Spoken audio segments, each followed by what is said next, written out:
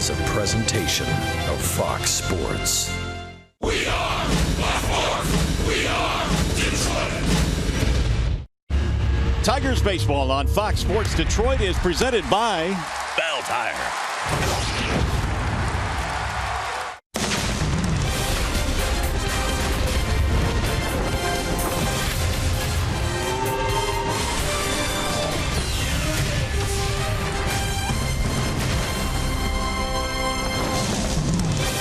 Well, don't look down, but the league's top hitter resides right in the middle of the Tigers lineup. Nick Castellanos leads the American League with a .361 batting average, and he'll bring the Tigers into Cleveland tonight as we welcome you to Progressive Field.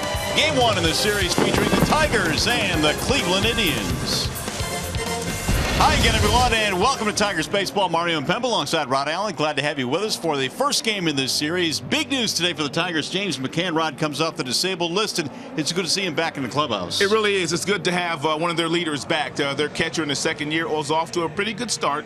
Jared Saltalamacchia did outstanding work in the absence of James McCann, and now with McCann coming back, it only adds depth to that catching position. All right, now he will join a lineup that, at least in the last week, has come on immensely. The last time we saw the Indians, the offense was sleeping, but not anymore. The offense has been bananas in the last 7. Take a look at the numbers all the way up from the left side in the previous 17.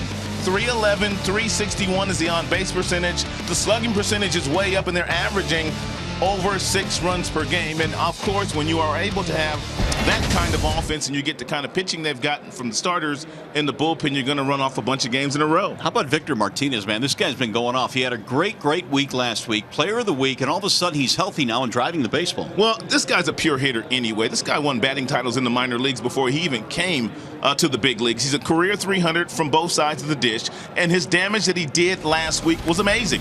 He hit over 500 with 8 extra base hits, and he drove in 8. He was 9 for 13 in the just completed series in Minnesota. And then you add in the fact that Mario, he started his major league career in this ballpark.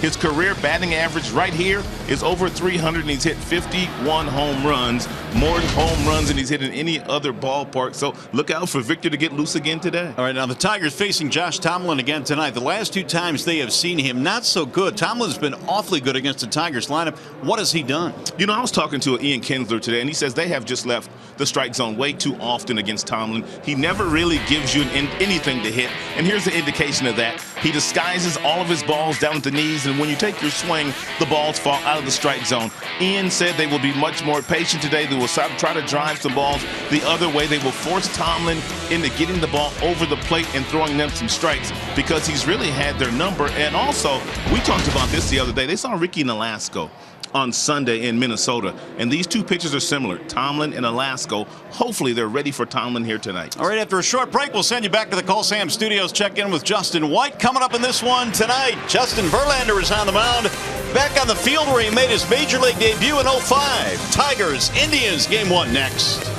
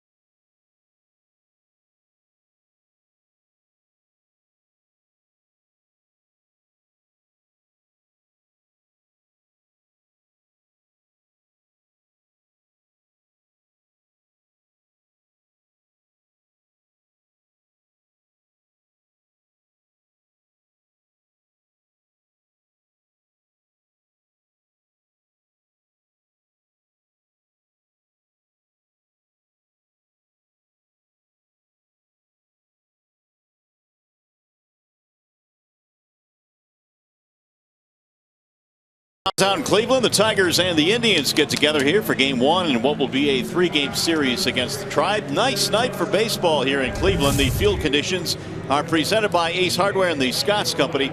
53 degrees, a little bit cool, but there is plenty of sunshine here. Mostly clear tonight.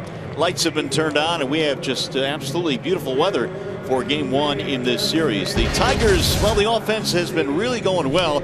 They are led by Ian Kinsler at the top of the lineup. Here it is. The Southeast Michigan Ford Dealers presents the Tigers starting nine. It's Kinsler, J.D. Martinez, and Miguel Cabrera at the top. Victor, the DH batting cleanup. Justin Upton is in left. Nick Castellanos at third. Go to see James McCann back in the lineup. He'll do the catching. Ghosts and Iglesias will round it out for the Tigers, and they are facing the right-hander Josh Tomlin. And Tomlin's kind of had his way against the Tigers the last couple of times that he has seen them, but as you can see by his numbers, he's off to a really nice start this year. A 3-0 with a 3.18 earned run average. His whip is under 1, 11 strikeouts, 2 base on balls. Here's our MGM's grand scouting report on Josh Tomlin. Homegrown, 11th season with the Cleveland Indians. He's the longest tenured member they have. He does not give many free passes. He's only walked 2 in 17 innings this year, and we talked about the fact that he's been able to tame the Tigers in his last few starts. Well, we're ready for baseball here tonight as Tomlin is set to go. So is Ian Kinsler. He will stand in for the Tigers. It'll be Kinsler, Martinez, and Cabrera on a nice sunny night here in Cleveland. The first pitch of tonight's ball game is ball one down low. And no doubt that the Cleveland Indians will see a different Tigers team than they did last weekend when the Tribe swept the Tigers at home in a 3-game series. Tigers playing with a lot of confidence right now. How sleepy were the Tigers' bats in that series? They batted just 140 in that first encounter. And that just doesn't make sense. Not for this potent lineup, but they have since straightened it out. The 1-1 pitch is hit on the ground at third. Tough hop for Ramirez. He'll have no play. Tried to backhand that ball, and Kinsler is aboard.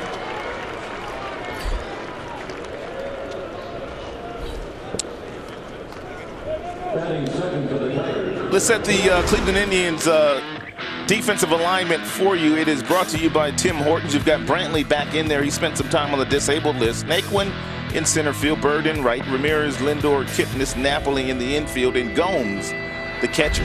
This ball just about undressed the youngster down there, Ramirez. He played it the only way that he could, tried to knock it down, but Ian Kinsler, way too much speed, gets an infield single. Good to see, because Kinsler really struggled in that series against Minnesota. Hopefully he'll get it going here against the Indians. J.D. Martinez stands in, batting .275. He's had 3 hits and 11 at-bats against Tomlin career. Huge hole on the right side of the infield for J.D. Martinez with Kipnis, the second baseman, directly behind the bag. Ramirez will fire to second. There's one. The relay not in time. A fielder's choice as J.D. beats it out. 1 on, 1 out.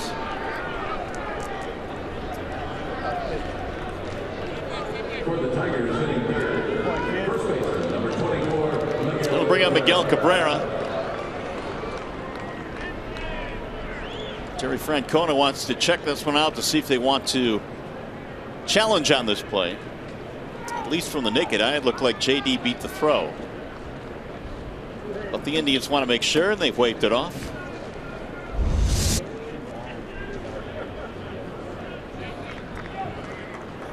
Clearly beat the throw, so J.D. is on with 1 out for Cabrera. Miggy has hit safely in his last 7 consecutive games, batting .266.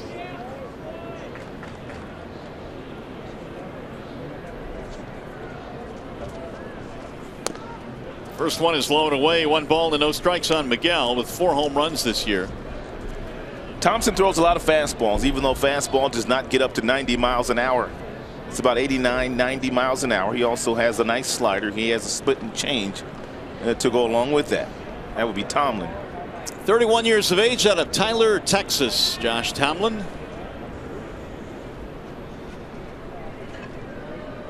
Now the 1-0, and it's a little bit outside. 2 balls and no strikes. So far, so good for Miguel, laying off a couple of borderline pitches on the outside part of home plate. And that's the way that Tomlin has pitched the Tigers in the last couple of times he's gone up against them.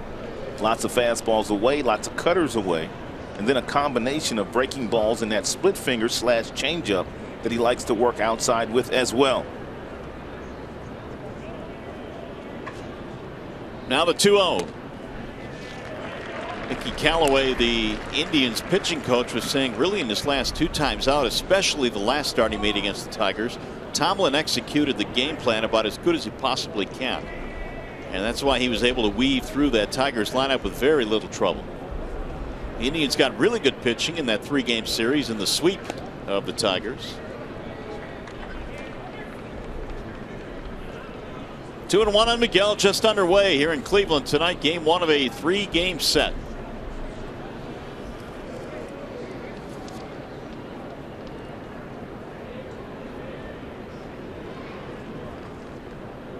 Now Tomlin with the 2-1 pitch. Drilled toward left center field. That ball is going to get down, and it's going to go all the way toward left center. On his way to third is Martinez. He is in standing up, and Miguel Cabrera has a single to put runners at first and third. It's a nice job by Miguel Cabrera. A patient at bat. He fell behind Miguel, did Tomlin. 2 balls, no strikes. Then he threw a strike, but then Miggy, because he got himself in a real nice friendly count, he got one right down the middle, and that prettiest swinging baseball by a right-handed hitter delivers another knock up the middle. It's an 8-game hitting streak now for Miguel. And that'll bring up one of the hotter hitters in the American League, and that would be Victor Martinez. Early scoring chance here against Tomlin. So right away, the complexion of this game looks much different than the first time these two faced.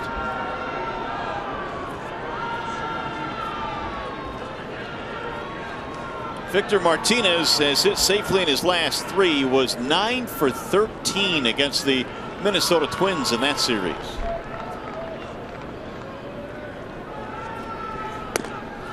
Ball 1 missing away. Here is the Let's Motor player profile brought to you by BMW Mini. And of course, it's Victor Martinez who, in the player of the week category, hit .519.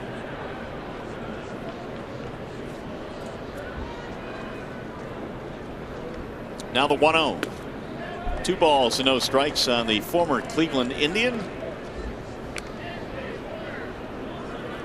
Tomlin has fallen behind a couple of hitters now. He fell behind Miggy 2-0. He's gone 2-0 on Victor.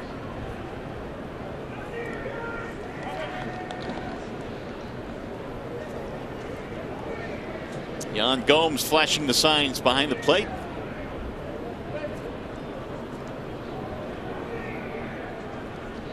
Here's the 2-0 coming home, and it's a ball outside. 3 balls and no strikes. Justin Upton waiting on deck. Victor has the green light if he wants to swing 3-0. Brad, Miguel, Victor, a couple of guys on the everyday lineup that know how to hit in this particular situation. He will turn them loose, but that doesn't mean that Victor will swing at it.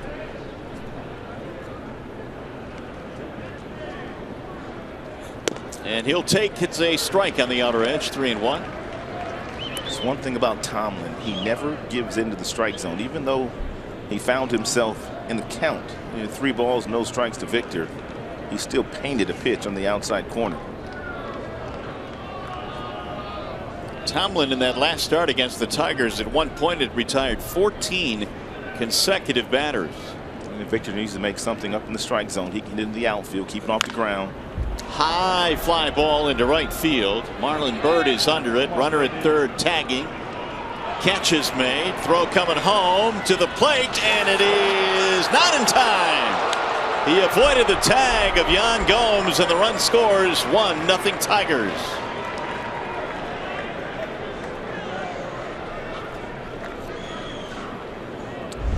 You knew it was going to be a very close play because Byrd, when he caught that ball, was very shallow in right field, and just a nice slide by J.D. Martinez, tagging the plate with the left hand, getting around the tag of the catcher, Yan Gomes.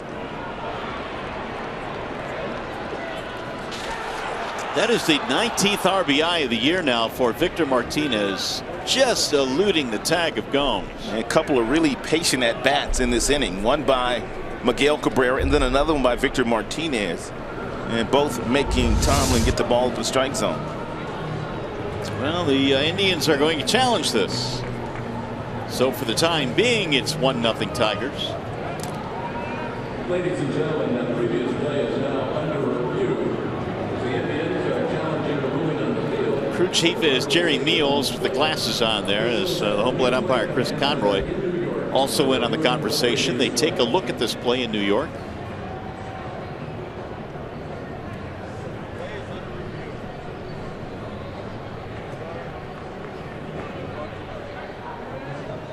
It's a different angle here.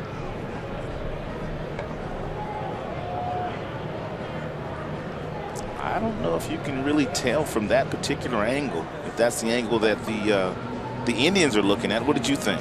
I have seen nothing, Rod, right now that is definitive. So in that respect, I don't think they changed the call here, but we'll see. Here's a lower angle. See if this tells us anything.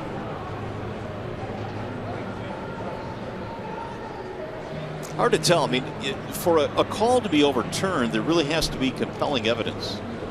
And here's the call. Oh, they called him out. Wow. So Martinez does not get an RBI. The Tigers have the run taken off the board. And J.D. Martinez is tagged out at home plate. So we'll go to the bottom of the first inning in Cleveland. No score.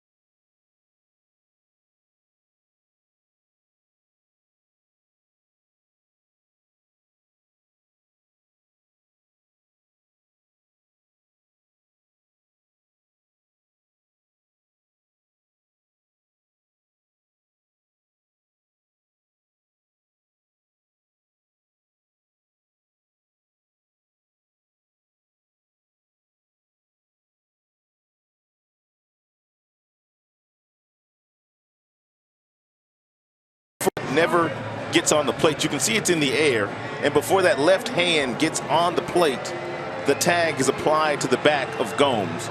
Probably right there. The hand is not on the plate yet. Bang bang play. So the Tigers have a run taken off the board. Still no score as we go to the bottom of the first inning. Justin Verlander will go to work now for the Tigers. And he will face Carlos Santana to lead things off. With the early start here tonight, the shadows are an issue. Still much of the infield still covered in sunlight, but the shadows are creeping in. Verlander facing Santana, batting .244 on the year. And the first one is in for a strike, 0-1. Santana had 11 hits on their recently finished road trip. He scored 6 times.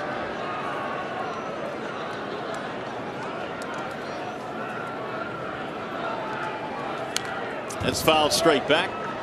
Santana, not your typical leadoff hitter, but Terry Francona, because he does see a lot of pitches, and he also walks quite a bit. And why not take advantage of that? And that's why he leads off against right-handers these days. Well, in his first at bat as a leadoff hitter ever against the Tigers last week, he homered. Here's the 0-2 pitch. A little bit high, 1 ball and 2 strikes. A severe shift on Santana.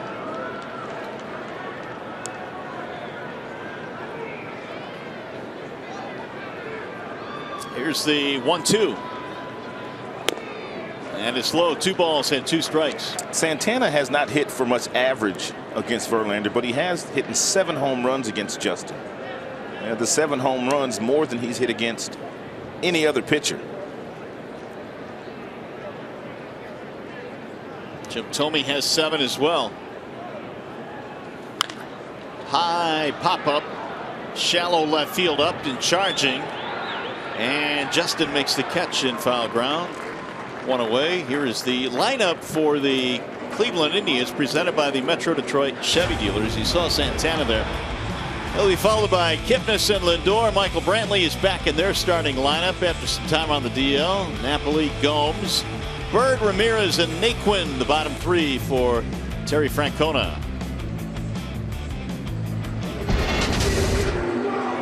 So here is Jason Kipnis batting .261. 3 home runs on the year. He's knocked in 13.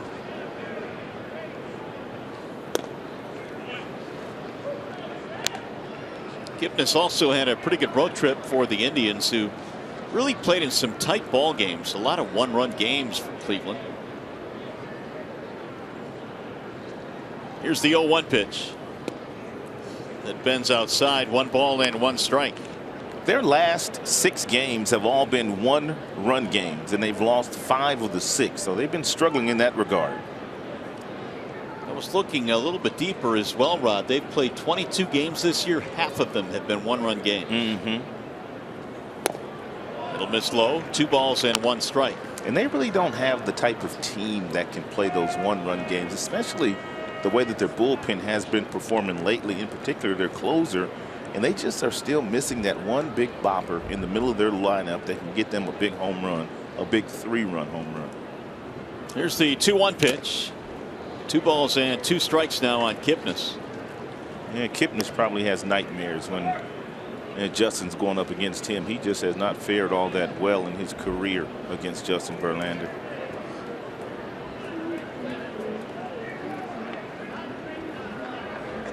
Two balls and 2 strikes.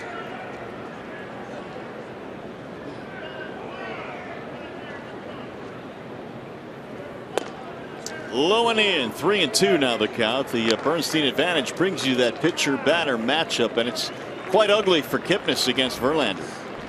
0.89. Only Mark Teixeira has a lower average against JV among actives.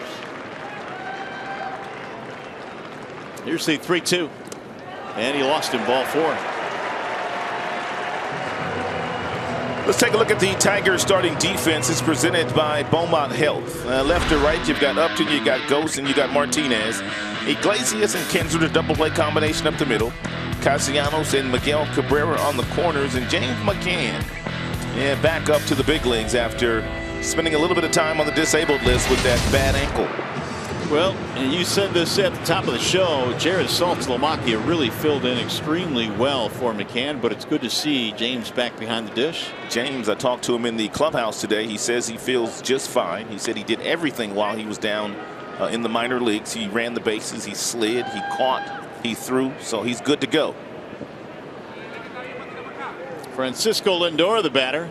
I forgot what to ask him, though, what he fed the minor leaguers down there for a spread, though. It's the most important question. Yes, it was.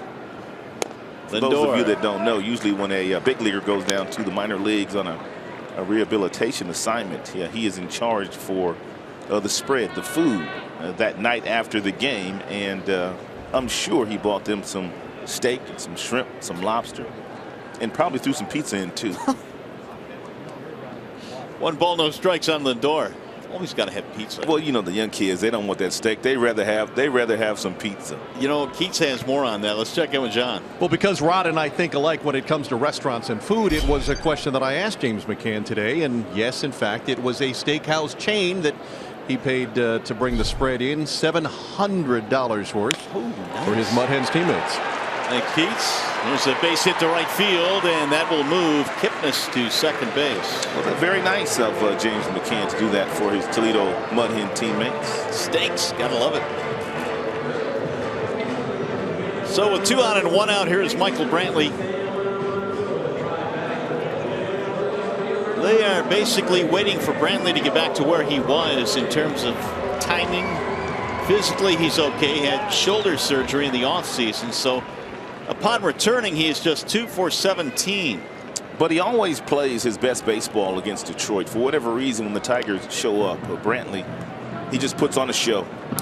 290 career average against Justin Verlander. Brantley has 1 RBI on the year. Early scoring chance for the Indians.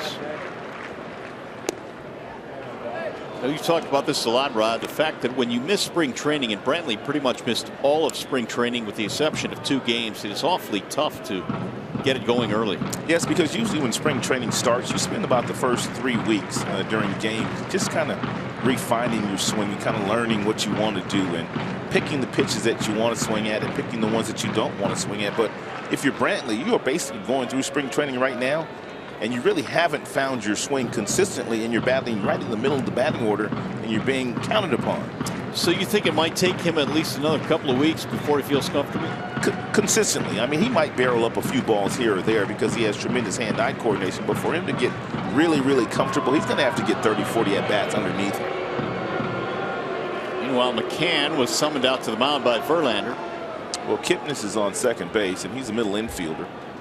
And very easily he could look in and tell exactly what signs may be coming. And Justin might have thought that Kipnis was out there trying to relay something to the hitter, Brantley.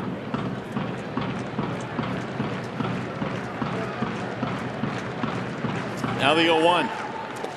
That'll bounce in. McCann able to stop it. 1 ball and 1 strike. It's a real nice block here by McCann. He knew the breaking ball was coming, so he knew more than likely if he missed, he was going to miss to his right. So he shuffles his body ever so slightly, and then he just takes the glove and he treats it like it's a pancake glove and just shuffles the ball right in front of him. Real nice job there by McCann.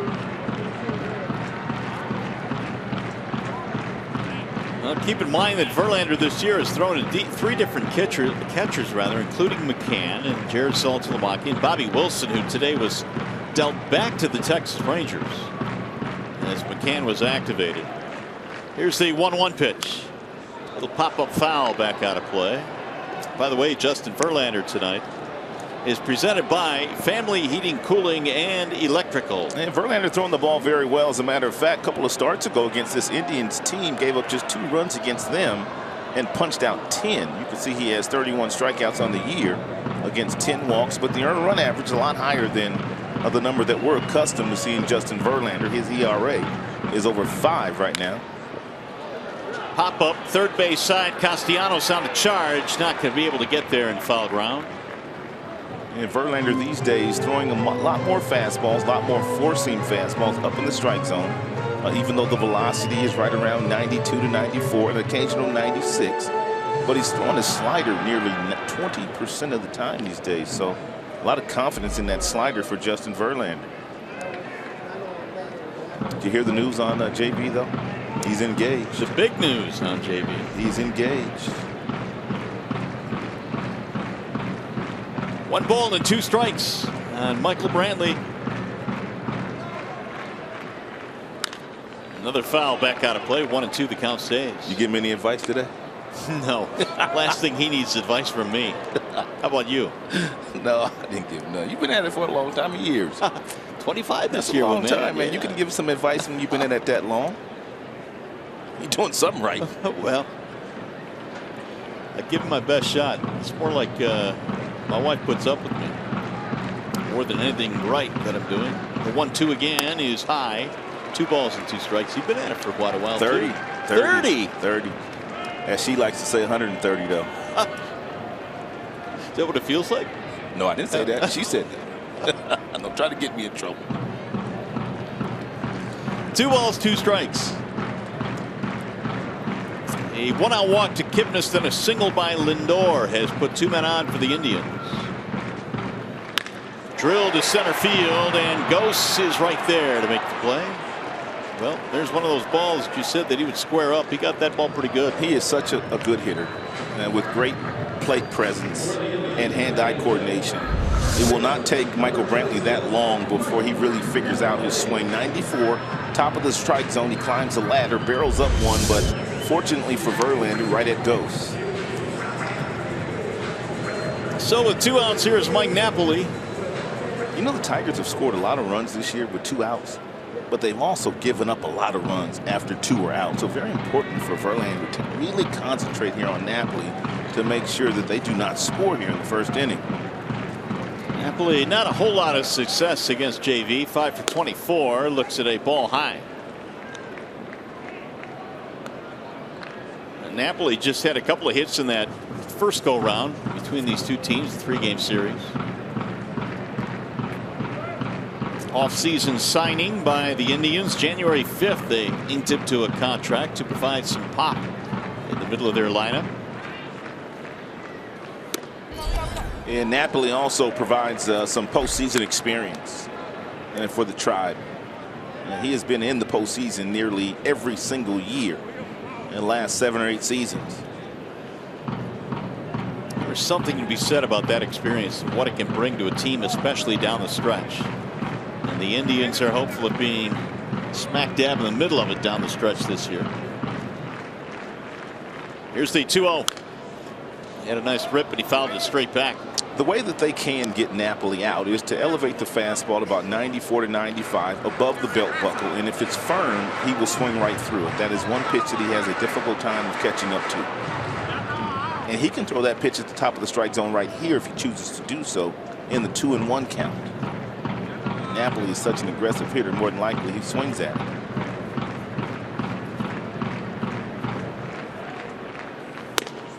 Yes, he does. 95 above the belt. And one more of those will get you the strikeout and get your team back into the dugout. Every single fastball upstairs. And this is ball 3. That's not a strike. Yeah, but Napoli couldn't lay off of it.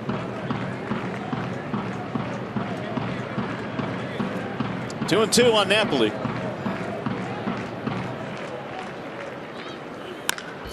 In the air to center field. Ghosts on the move. Still going back. Won't get it. It's over his head. 1 run scores. Here comes Lindor rounding third. He will score, and Napoli has a 2-out, 2-run double.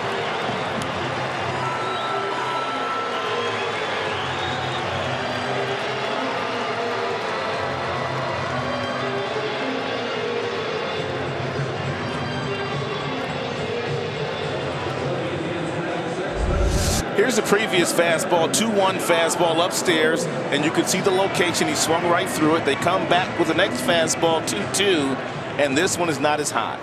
And he's able to barrel it up, and he hits it over the head of Anthony Ghosts for a 2-out, 2-run double.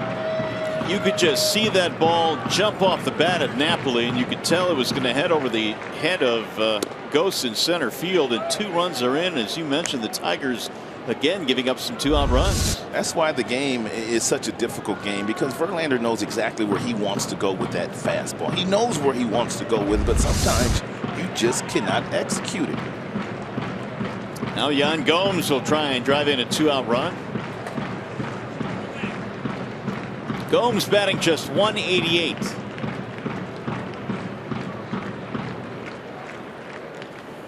Swing and a miss. 1 ball, 1 strike.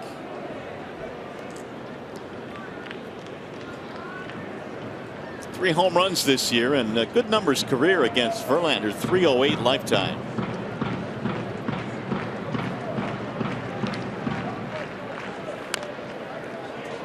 One ball, 2 strikes on the catcher, Yan Gomes. And told you that Verlander these days throwing that slide piece about 19-20% of the time. He has thrown Gomes back-to-back sliders. Verlander over the years here has not had very good numbers in Cleveland. His record is 9-13 in this ballpark, but the ERA is over 5. And they've gotten to him for a couple of quick runs in this one. There's one right back up the middle into center. Here comes Napoli rumbling around third. Here comes the throw. It's high. The run will score, and to second base goes Gomes.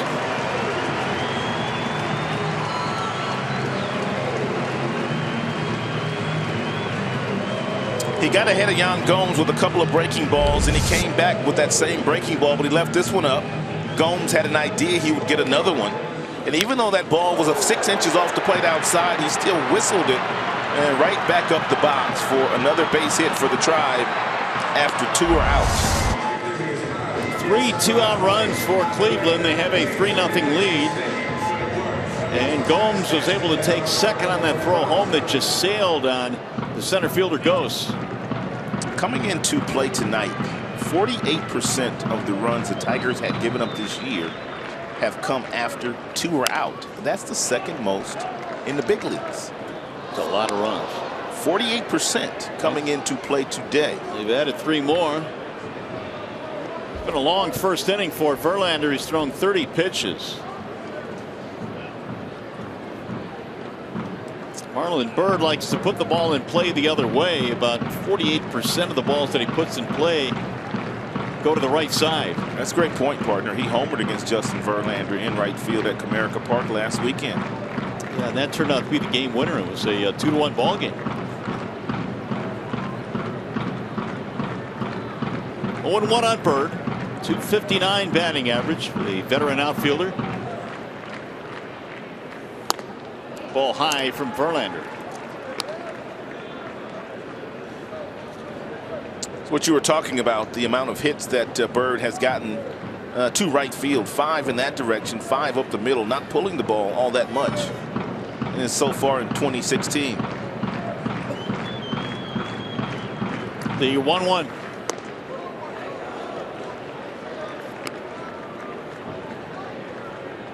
So after Brantley lined to center field, Verlander a chance to get out of the inning, but a 2-run double by Napoli, RBI single by Gomes.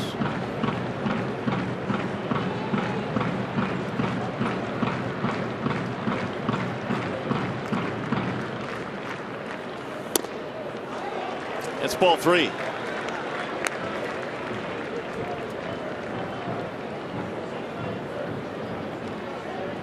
Verlander now at 33 pitches. And Cleveland has taken advantage with a 3 spot.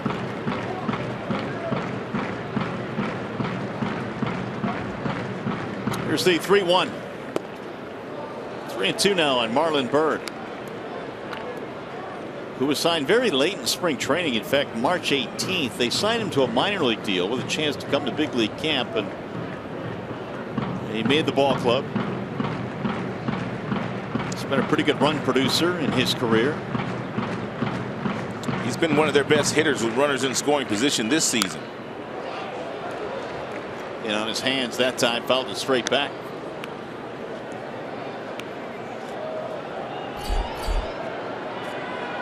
Jose Ramirez waiting on deck for the Indians, who have sent 7 men to the plate here in the first inning.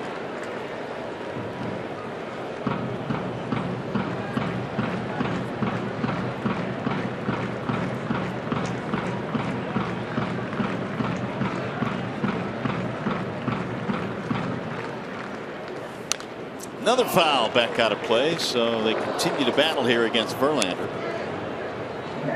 And Verlander getting a little frustrated out there. He's made 6 starts this year, and he's given up 8 runs in the first frame.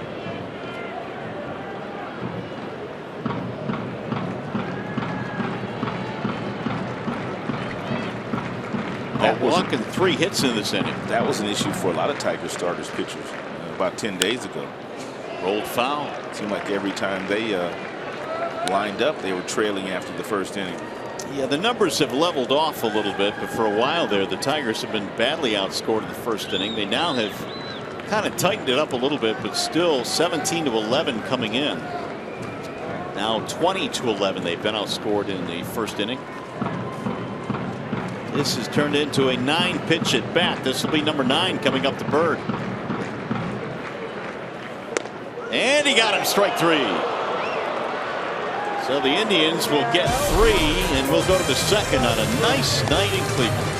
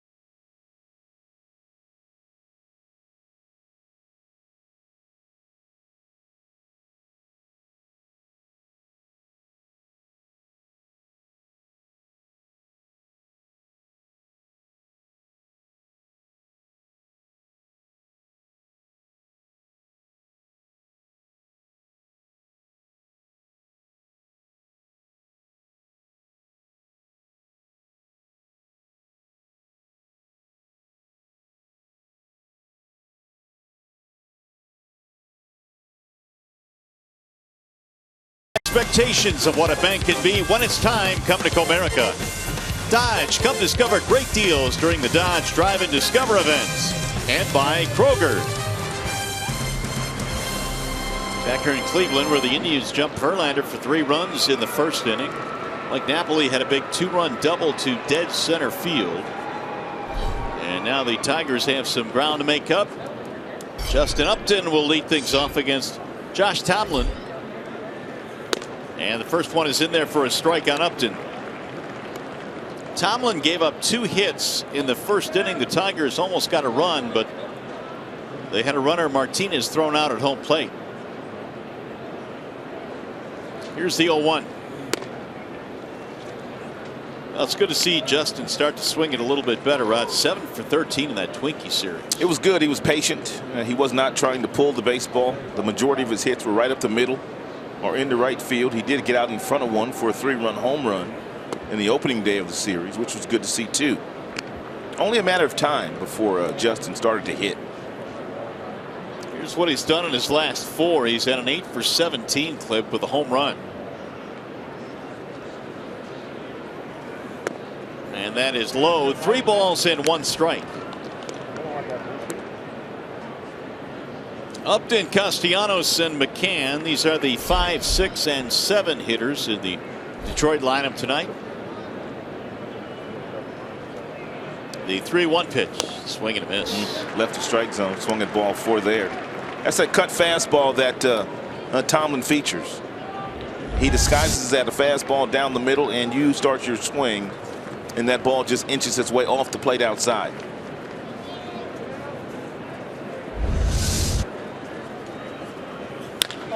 Pulled on the ground. Diving stop it short by Lindor. What a play and a 1-hop throw to Gannon.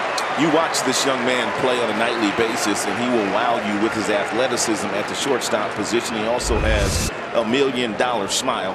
2 steps and a dive to his right. Then he got up and took his time and bounced it over to Napoli, knowing that he would be able to get Upton out. But this young man is a superior defender.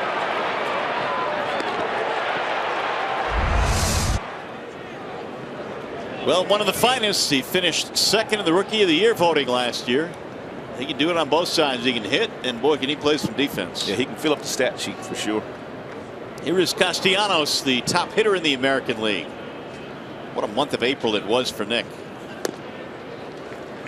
Castellanos at 361. He's hit safely in his last 5. He's also killing right-handed starters this year, right-handed pitchers for that matter. His batting average is .415 against right-handers, which is the best in the American League. We're talking to Brad before the game today about why Castellanos has taken that next step, and he said, well, it's hard to tell with some guys, but quite frankly, he's swinging at more strikes these days than he used to. He's not leaving the strike zone. There's a chopper hit to the shortstop. Lindor on the backhand. His throw is right on the money. 2 gone. It's got to be a comfort for a guy that goes on the mound knowing that anything hit the left side of the infield at short is probably going to get gobbled up. And it doesn't really matter whether it's right at him or it's 5, 6 feet to the left or to the right. Lindor has that kind of athleticism. Well, here's James McCann, his first at bat since rolling his ankle back in the 2nd week of April. That put him on the disabled list.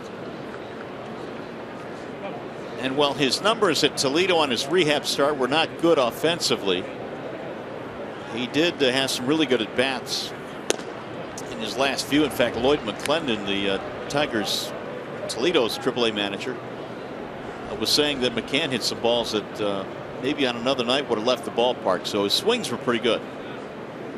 That one Dobson for a strike, going 2.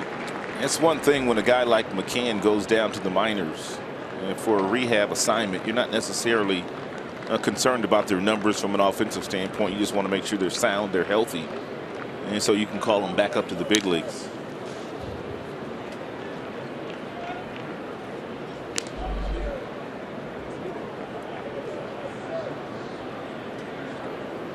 McCann played 6 games down in Toledo, alternating between DHing and catching, and when he was finally able to catch a full game and report that he was 100%, he was activated today. checked it, and it hit him. We're going to say that it hit McCann, so he will take his base. One of the good guys.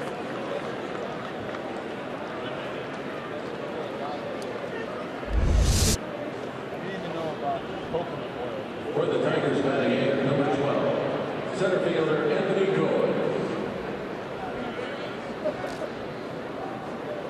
Barely got that forearm, and so McCann is down at first, and for Tomlin, he had him down 0-2. Here's Anthony Gose. Maybe on a smaller level, Gose has begun to swing the bat a lot better as well. He had some really good ABs in that Minnesota series. It was 3 for 10.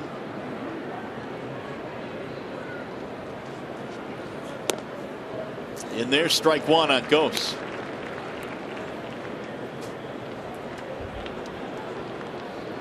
Tigers really without a backup center fielder right now. When Tyler Collins was sent down, pretty much left Gose out in center field. In a pinch, they could play Romine, they could play Upton.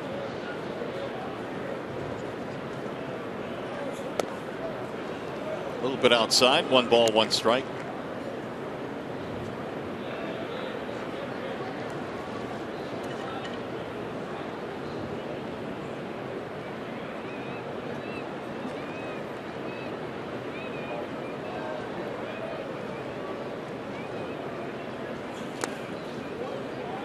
Two and 1. Indians swept the Tigers, as you know, at Comerica Park last week, but after that, they really struggled. In fact, they lost 5 of the next 6 on the road trip. And those 5 losses, 3 of those were walk-off losses. And here's that breakdown, and you see the team ERA was much higher because they pitched so well in Detroit. On the outer edge, a strike, 2-2. And Tomlin going to get the benefit of the doubt because he's always around the strike zone. And that ball might have been a couple of inches off the plate, but he was given the strike call by Chris Conroy, the home plate umpire this evening. Here's the 2-2 swing and a miss. Gose is out on strikes, and the inning is over. No runs, a hit batter, and 1 left.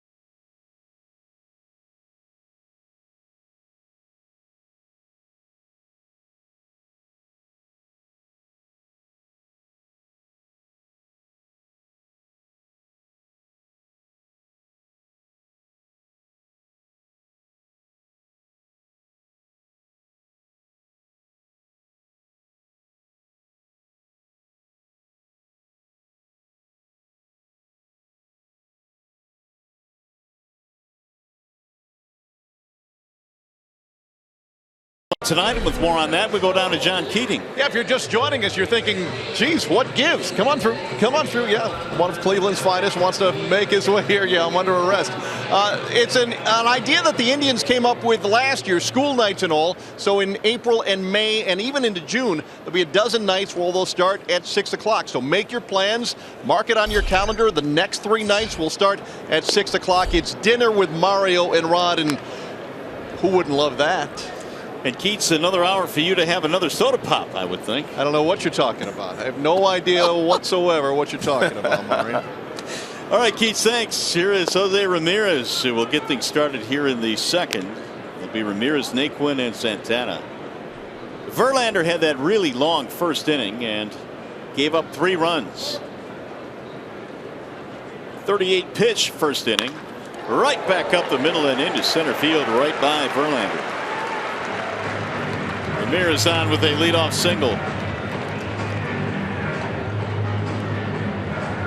For the Indians, batting 9, the center fielder, number 30, Tyler Naquin. And bring up Tyler Naquin.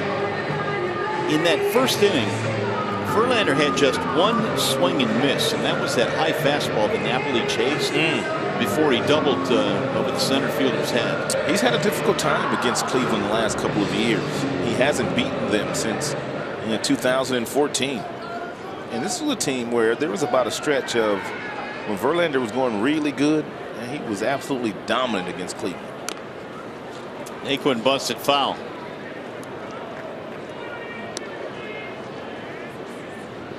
Has not won a decision against Cleveland since April 17th, 2014. 2 calendar years.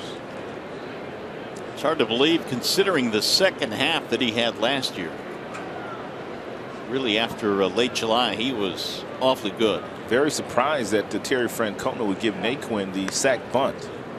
None of his guys bunt. They don't ever give away bunts. Naquin batting .333. He's knocked in just 2 runs this year. Cleveland has 3 sack bunts as a team this year, and 2 of those have been by the pitchers.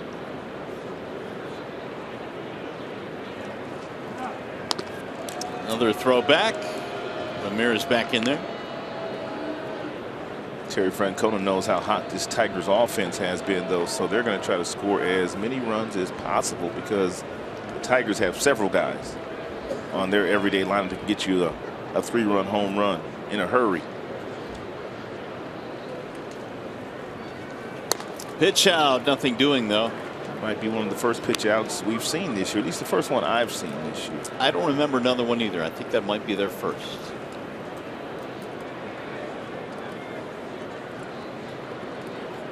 One ball, one strike.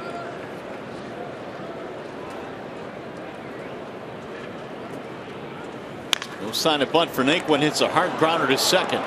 Kinsler, Iglesias, and a pick at first by Miggy for the double play. Nicely done all the way around.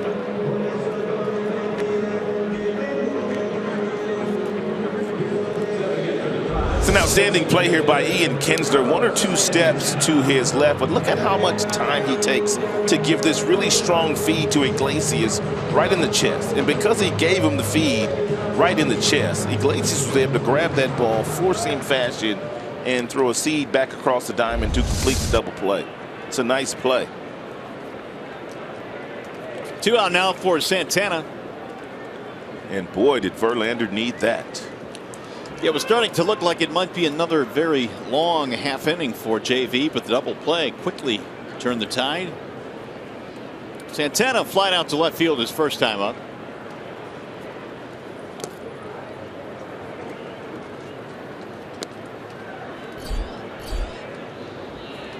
.45 total thrown by Justin. He had 28 strikes, 17 balls.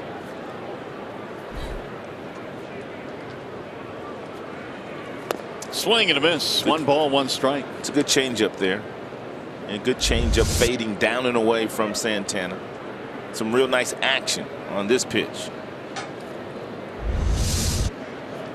Verlander has 5 strikeouts, or has 1 strikeout, 5 shy now of moving up on the Tigers list. There's a wave and a miss. Ooh, back-to-back change pieces. He wouldn't throw 3 in a row, would he? You can see the grip. Circle change. Same kind of action as the previous pitch. He was 5 strikeouts shy of tying Jack Morris for second all time on the Tigers strikeout list, which is led by Mickey Lolich. He struck out Bird in the first, and now he's got Santana in the hole. Going backdoor slider here.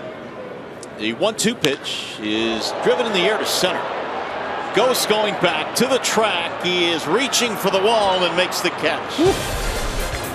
Had to take care of the Indians in the second.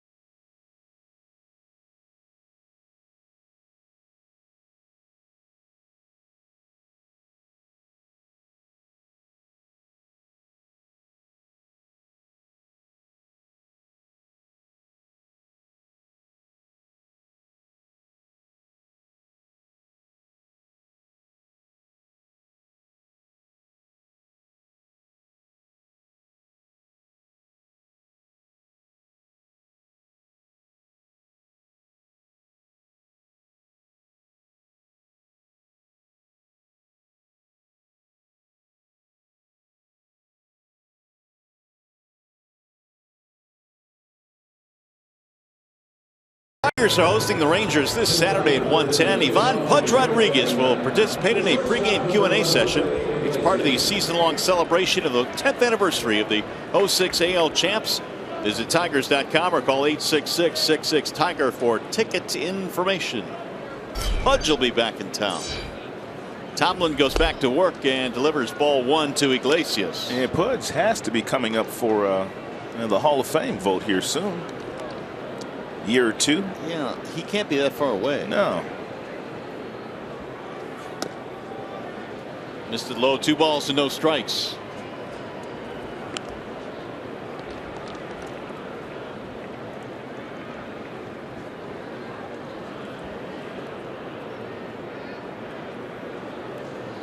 Pudge's last year was 2011.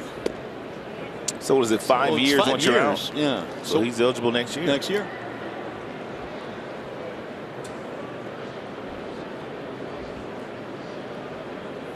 Here's the 2-1 pitch. Right back up the middle. Here comes Lindor ranging left. Got to get rid of it in a hurry. Not in time. Iggy, too much speed.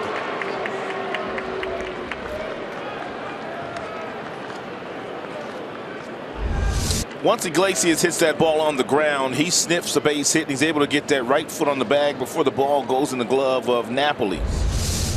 It's a nice play by Lindor, the shortstop, trying to get his counterpart, the other shortstop, on the other side. Here is Ian Kinsler now with the leadoff man on.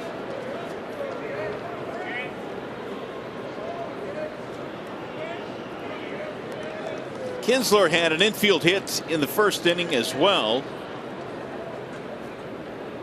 A lot of ground balls in this game early on for Josh Tomlin. He works at the bottom of the strike zone. As a result, he does get a lot of ground balls. Also, first pitch strike on just about every single Tigers hitter. And a lot of the first pitches they've taken. That's one thing that we did talk about Tomlin at the top of the show, is the fact that he's always around the plate. Not an overpowering fastball by any means. It topped out, as a matter of fact, at 89 in his last start against the Tigers. Threw a lot of cutters in that game, mixed in a few curveballs.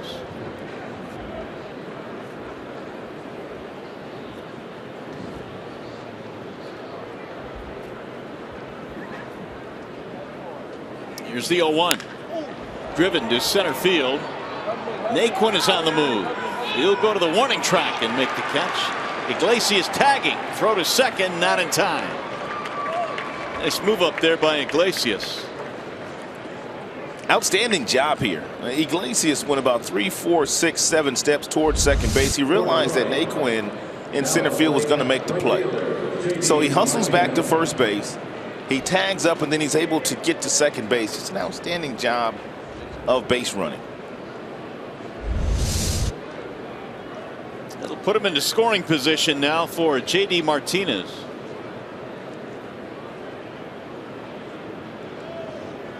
J.D. reached on a fielder's choice in the first.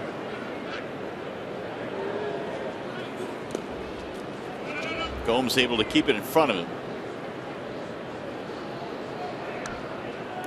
J.D. came in with a really good batting average in this ballpark. .338 career at Progressive Field.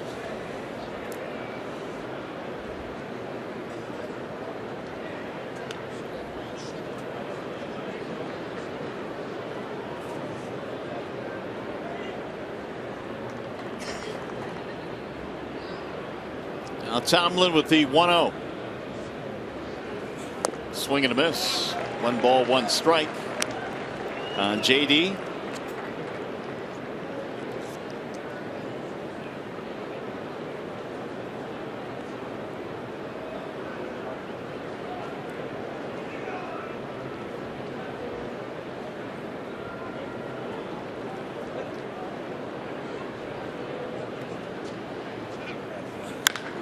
High towering fly ball down the right field line, slicing and headed back to the seats a couple of rows deep out of the reach of Marlon Byrd.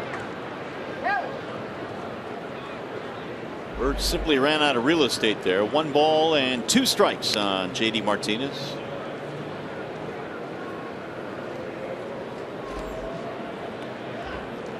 Tomlin, one of those guys that has spent a lot of time on the disabled list. In fact, he's been on the DL 5 times in the last 6 years. This season, though, has put together some good starts for the Tribe, including, of course, his last one against the Tigers.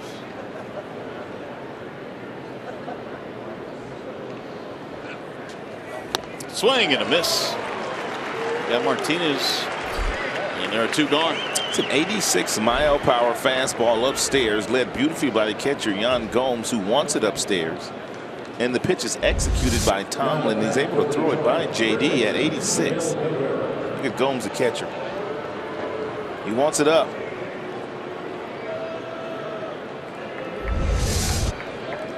Here is Cabrera, who extended his hitting streak to 8 consecutive games with a single in the first. He can get the Tigers 2 runs in a hurry, and he is in scoring position as we speak himself. Here's the Chevy Silverado most dependable player. It's going to be Miguel Cabrera at Progressive Field. How about these numbers? Oh my goodness, are they good? 462. But look at the OPS, the on base percentage, and you add in his slugging percentage, it's over 1,200. Pretty good. Off the charts good. Swing and a miss. Well, that little cutter, that little breaking ball that he could just dot the outside part of the plate with. And so many of the Tigers we've watched in the last few starts that Tomlin has had against them, they just aren't picking it up. And they know they're going to get that pitch too.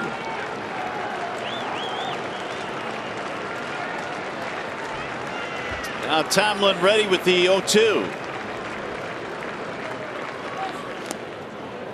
1 ball and 2 strikes on Cabrera. It's a good take there by Miggy. And Tomlin throws a split finger that acts as his changeup. And that last pitch at 75 miles an hour.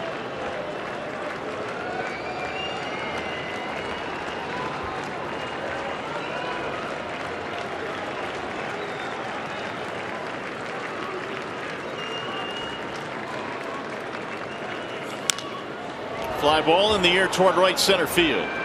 Marlon Byrd calling, and that will end the inning. No runs, leadoff single is stranded.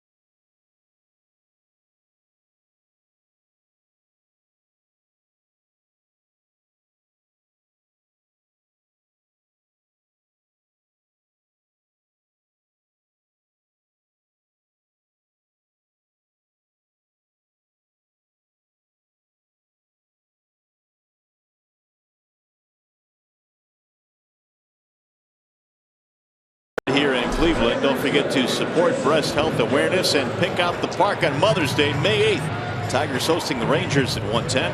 Get a ticket plus a special Pick Out the Park t-shirt by purchasing at tigers.com/pinkouts. Well, let's see what Verlander can do now here in the third. He had a 10-pitch second after throwing 38 pitches in the first. Yeah, he was helped out on that ground ball to Ian Kinsler off the bat of Naquin that Iglesias was able to turn over for a twin killing. Here is Kipnis to lead it off. Indians have 2, 3, and 4 coming up. Kipnis and then Lindor and then Brantley.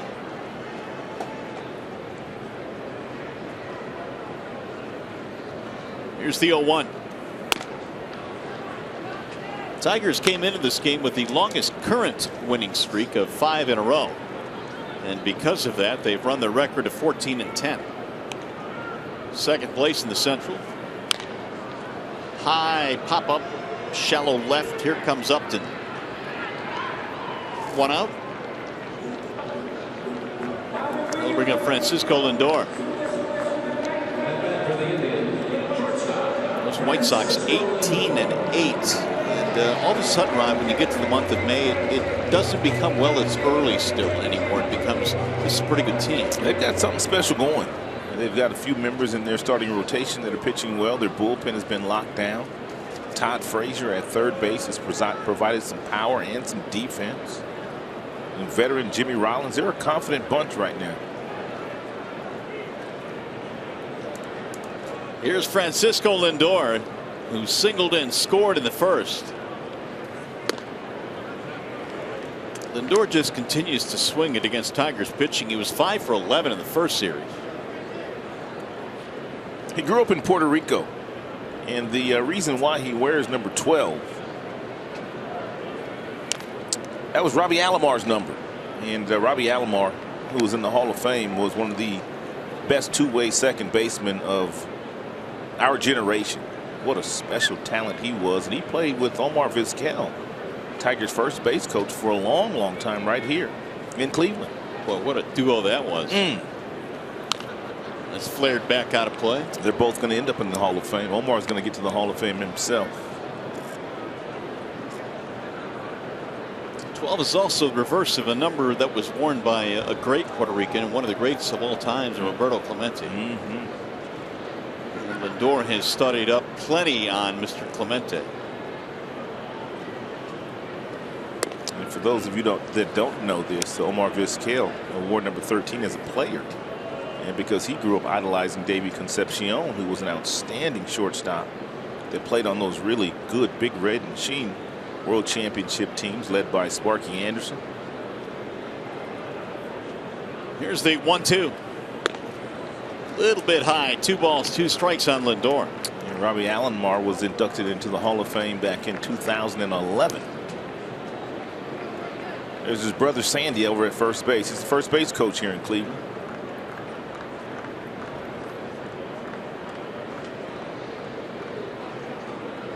Here's the 2-2. Lifted third base side. Castellanos out of room. Well, you could have made an argument last year for Lindor to win the Rookie of the Year. I think Carlos Correa probably was the correct selection, but Lindor's numbers were just about right there with him.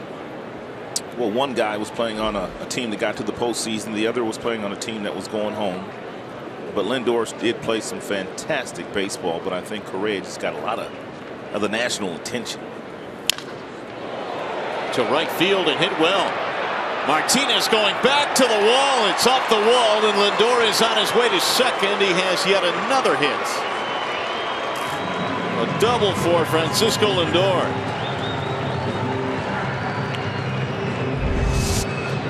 And Verlander threw him everything but the kitchen sink. You can see he throwing balls up and in, up and away, down and in, and down and away. He finally threw one down in the happy zone of Lindor. It was a breaking ball, and he hit it over the head of J.D. Martinez for an extra base hit.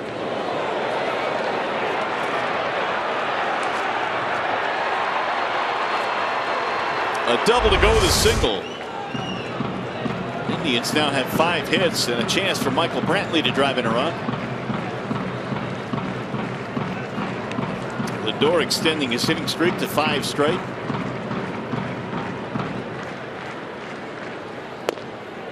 Strike called on Brantley. That's good fastball. Great location at 90 miles an hour on the black inside. Here, Brantley has that real simple approach. Not a lot of movement with that front leg. Good fastball there.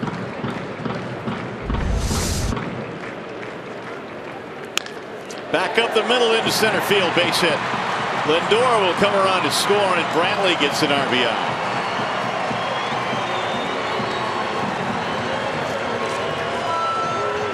4-0 Cleveland. Verlander's thrown a couple of curveballs in this particular inning. One a double and by Francisco Lindor, and that was a breaking ball hit right between the legs of Justin Verlander off the bat of Brantley for a base hit and an RBI. Second RBI of the year for Brantley after coming off the disabled list. Back-to-back hits extending the Cleveland lead. That'll bring up Mike Napoli. You have to be careful with Brantley at first base. He does have the ability to steal second. And the Indians have been a running team this year. They have 19 steals, and they've only been caught 6 times as a team.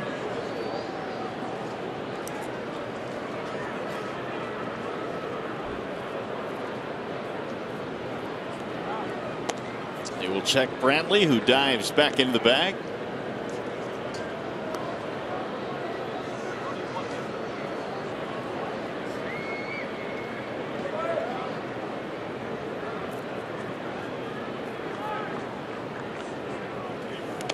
Way outside. McCann blocks it, but the runner will move up. Brantley gets in there standing up. Wild pitch.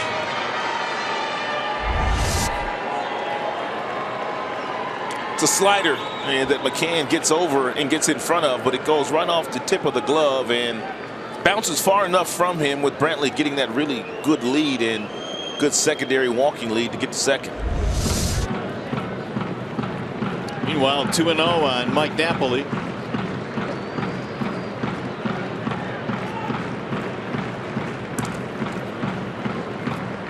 Here's the 2-0. We laid off that high pitch that time. 2-1, or 3-0 rather. Now Napoli way ahead of the count. Would you believe me if I told you the Boston Red Sox are leading the American League in stolen bases? I would believe you because I saw that earlier, but I couldn't remember who the team was ahead of the Indians. Right back to the mound, and Brantley almost caught in a rundown. They will get the hitter Napoli. 2 gone, and time for a game break now. Justin White.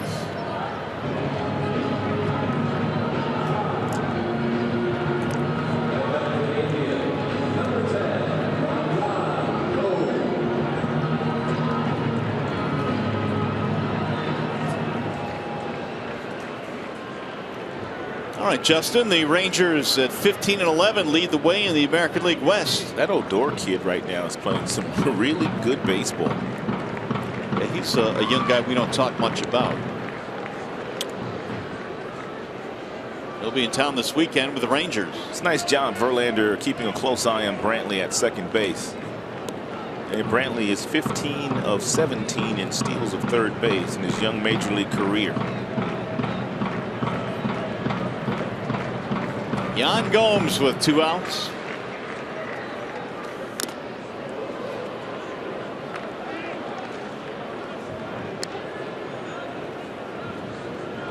Chris Conroy had the mask knocked off behind home plate. Gomes had a single. That was in the first inning with 2 outs, knocking in a run. That was the inning in which Verlander threw 38 pitches. Now he's up to 65.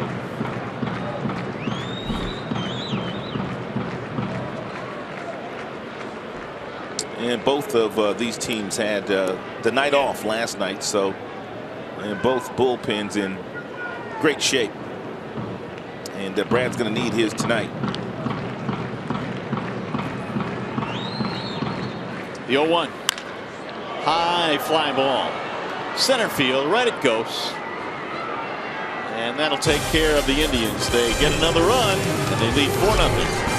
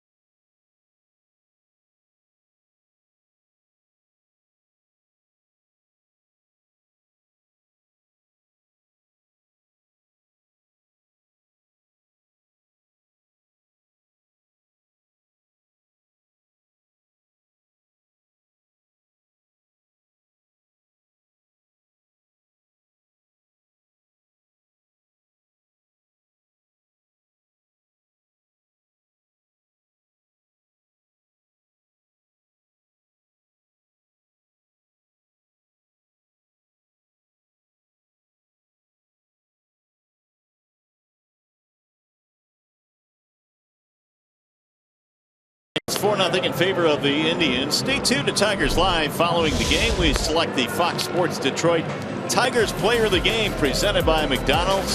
Stop by for your breakfast favorites, now being served all day. Now, what do you say the Tigers get back into this one? They're down 4-0. They'll have Martinez, Upton, Castellanos. They've had a couple of runners in scoring position in the game through the first 3 innings, but they have not been able to get any of them to touch home plate.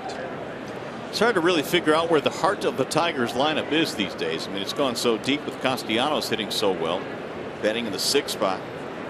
McCann is back in the lineup, but they've not been able to get to Tomlin yet tonight as Victor stands in. Flied out his first time up, and he'll look at strike 1. I ran into Jim Leland in the hotel restaurant this afternoon. He was in there having lunch, as I was at the same time, and he said that this is the best Tigers offense that he has seen since he's been associated with the team. So he feels like this 2016 team, from an offensive standpoint, is even better than some of the offenses that he had. Boy, that 2013 team was awfully good, and I mean, really, just about every year Jim was here, he had a great offense. He'll be here watching the team for the next 3 days. Get out. In on his hands, and that is going to be caught on a slide by Kipnis in short right field. Nice play.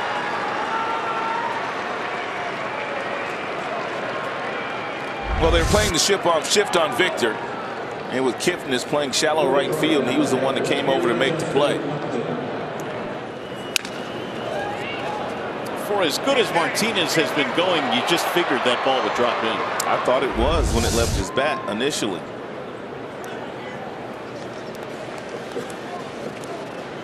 Here is Justin Upton.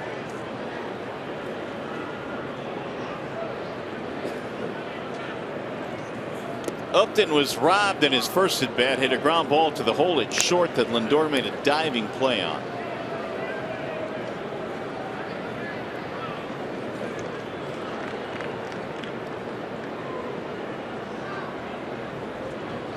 Now the 1-0 pitch, drill to left field. That'll get down. There's a base hit for Upton. Here's our Comerica Bank game summary. Tigers nearly got on the board first with Martinez on third base. Victor lost one in the right field, but Bird threw out J.D. Martinez. It was a challenge, and the play was overturned after he was initially called safe. But then in the very first inning for the Tribe, they got on the board with a big knock by Napoli. Gomes followed with an RBI single up the middle, and they added one more in the third off the bat of the dangerous hitter Michael Brantley. Now Castellanos. Justin Upton has been barreling up some stuff for the last 5 days now. He's starting to get real hot. 0-1. And that's really encouraging to see. And really, when you have a lineup this deep, Ron, I mean, you can avoid long, prolonged slumps when a guy might be going bad because you have other guys that'll pick you up. I don't know for sure, but maybe he wasn't comfortable batting second, because he looks awfully comfortable batting fifth. Yep, you're right. I'm not sure he hit a whole lot of second before he came here. But he didn't seem comfortable in that spot, and you would think that you'd feel awfully comfortable with Miguel Cabrera sitting behind you. Well, because you're going to get a lot of fastballs to hit, and Justin has been an outstanding fastball hitter, but he's been jumping on breaking balls lately, which tells me he's got real good balance staying back on the ball. And that was a one-hop seed to the left fielder Brantley.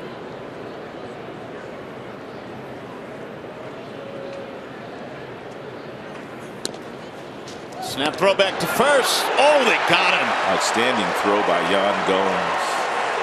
He's not afraid to throw it around either. Oh, he's got a hose now. The only one that can throw better than him in the American League is the kid Salvador Perez. This is a design play where he and Napoli, who was a former catcher, they already talked about the fact that they felt Upton was too aggressive with a secondary lead.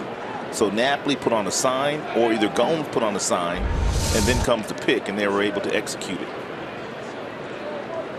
No argument there from Justin either. He picked him clean. Castellanos hits a base hit to left. Right through the hole on the left side of the infield. A 2-out single for Nick. Now McCann. For Detroit, It is the 5th Tigers hit of this game.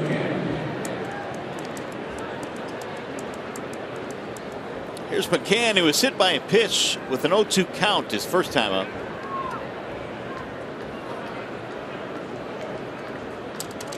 Tigers need one big swing here to cut into that deficit. They're down 4-0.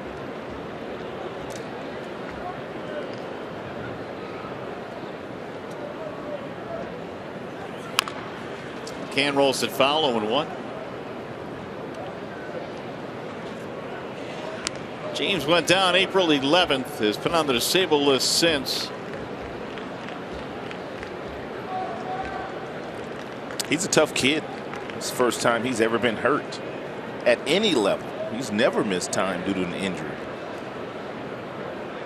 High school, college, pro ball.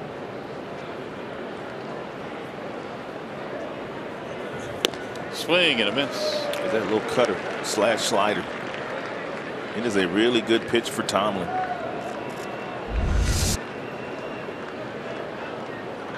Something else that helps him get that ball to the outside part of the play is the fact that he's barely standing on the pitching rubber. He's about as far to the first base side of that pitching rubber as you could stand with that right foot, which helps him get that ball on the outside corner. And McCann just got a piece of that one to stay alive. Tomlin has been able to sidestep some trouble in this game. Of course, he had the runner thrown out at the plate on the fly ball in the first inning. Hit a batter, no damage in the second. Gave up a single, no damage in the third.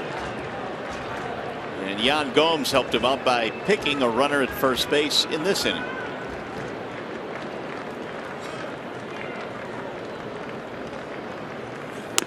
Up and in on McCann, 1-2.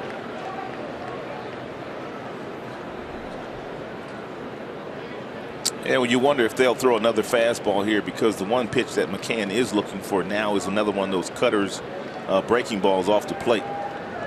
And we'll see if they throw him another breaking ball. They set up inside and miss the target. 2 balls, 2 strikes. Yeah, he tried to throw the cut fastball inside to McCann that time.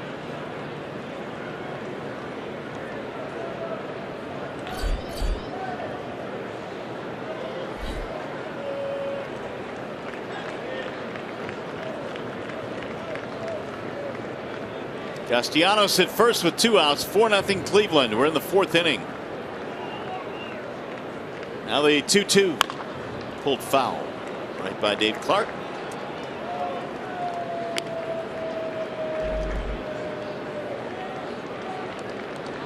Tomlin, despite his really good starts the last 2 times out against the Tigers, has an ERA of about 5.5 career. Boy, the last 2 have been awfully good. 31 years old, out of Tyler, Texas.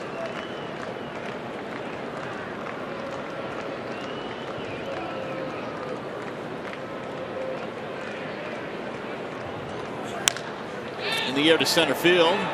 Naquin coming on to make the play, and that's all for the Tigers. No runs, 2 hits, 1 man left.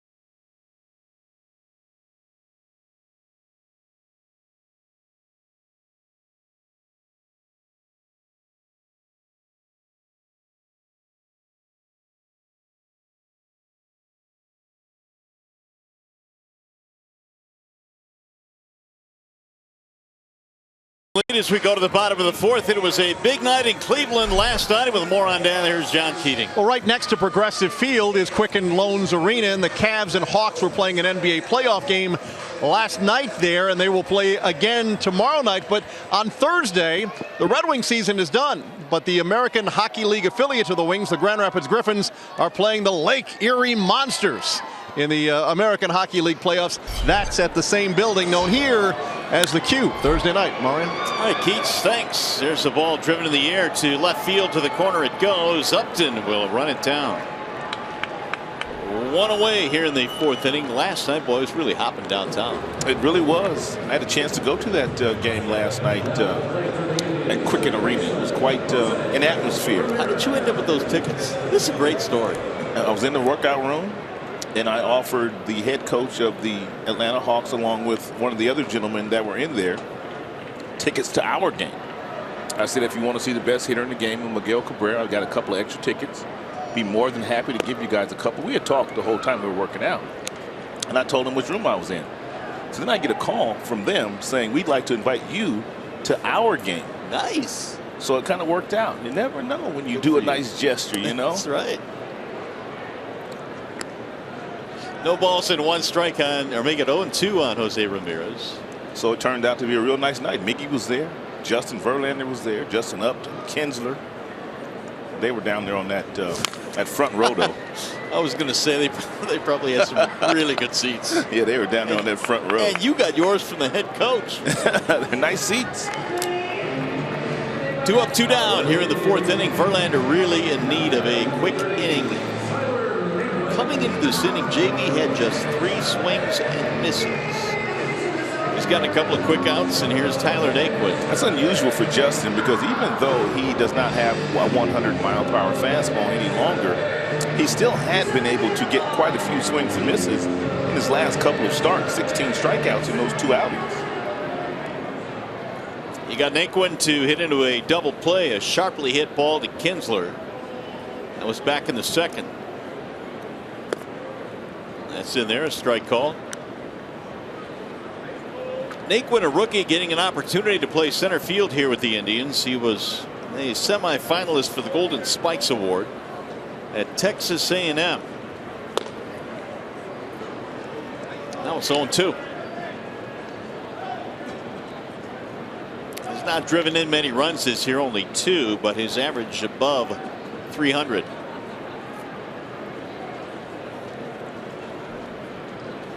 Swing and a miss, and Verlander indeed has a quick 1-2-3 fourth inning.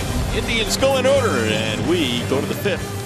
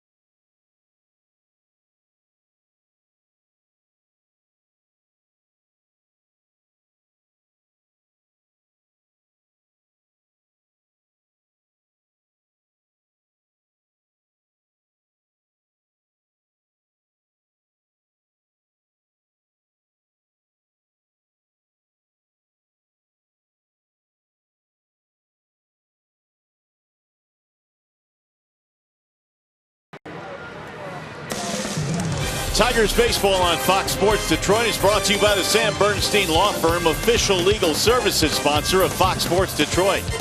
Bell Tire, get the lowest tire price, period. Bell Tire.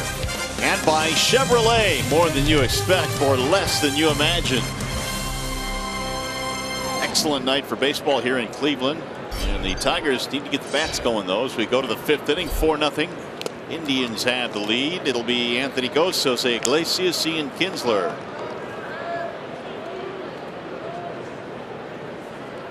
Gose in the ballgame, a strikeout. He's 0 for 1. Anthony batting .206. Tigers have threatened against Tomlin most of the night. They just have not been able to get to him. 4 runs, 6 hits for the Indians. No runs, 5 hits for the Tigers. Gose looks at a ball down low. 2 balls and 1 strike.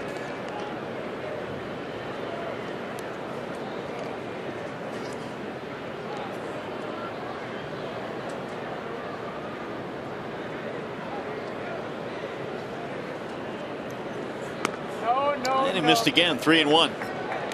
Tigers this year have done some of their best work on the road. They are 9-4 away from Comerica Park, just 5-6 at home this year.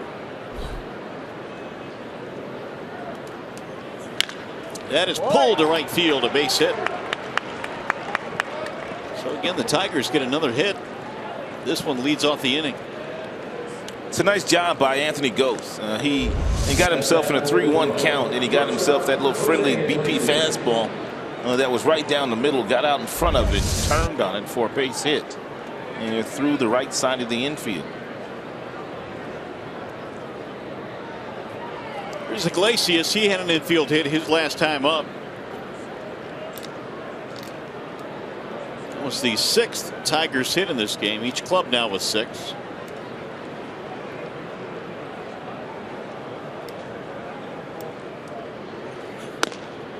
Ball 1 to Iglesias.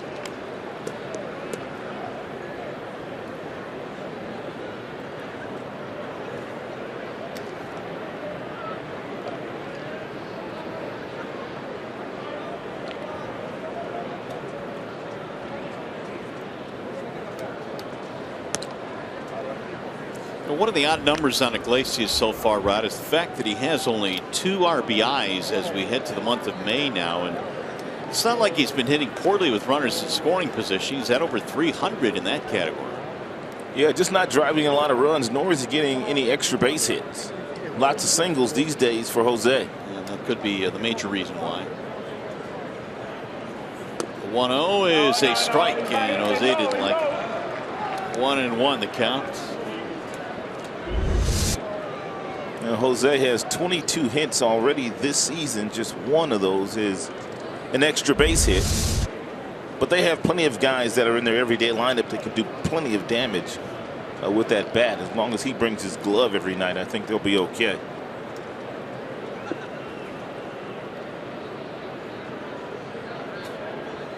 Ian Kinsler will be next. Tomlin's been walking a tightrope all night.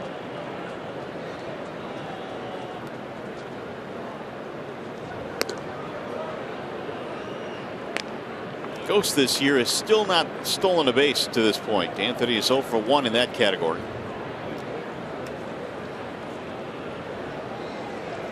Tigers had a couple of pretty good base stealers last year in Rajay Davis and Gose. Rajay now plays with these Indians.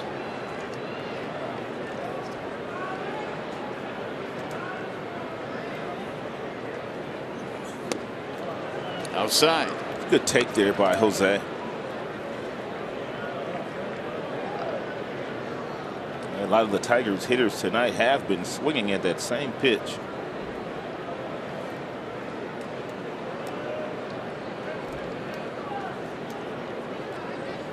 And very difficult to steal a base with Gomes behind the plate and the quickness of Tomlin getting the ball to Gomes. High fly ball toward left. Brantley coming over. Iglesias is out, 1 away. Ghost will retreat. Now back up to the top of the lineup, Ian Kinsler. Second baseman, Ian Kinsler. Kinsler is 1 for 2 an infield single. I don't know what the Twins did to slow him down, but they found a way to slow him down because he was one of the hottest Tigers hitters, but just 1 for 12 in that Twins series. Still second in the American League in runs scored with 21. There's the snap throw back to the bag. Ooh, that was close. Tigers have to be careful. You cannot venture off of first base very far because of the throwing ability of Yan Gomes.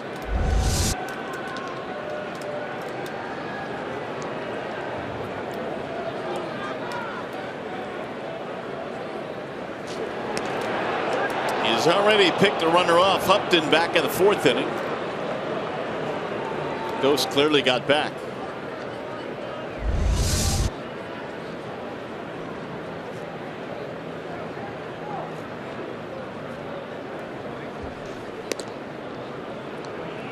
Anthony last year had 23 stolen bases. And take a look at these numbers. 3rd time through the batting order against Tomlin. 417. And they're about to enter the 3rd time through the batting order.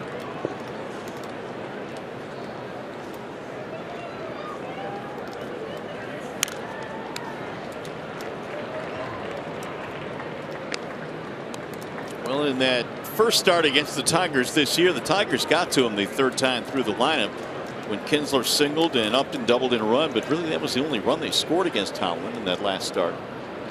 That was at Comerica Park, part of the 3-game sweep by the Indians.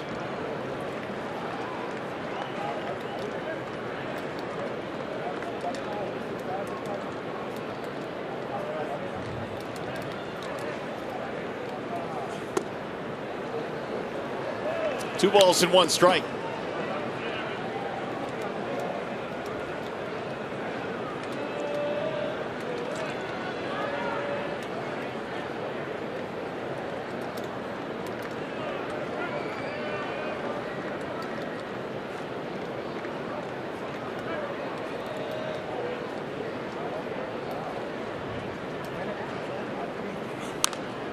They'll get back out of play. 2-2 on Kinsler with J.D. Martinez on deck.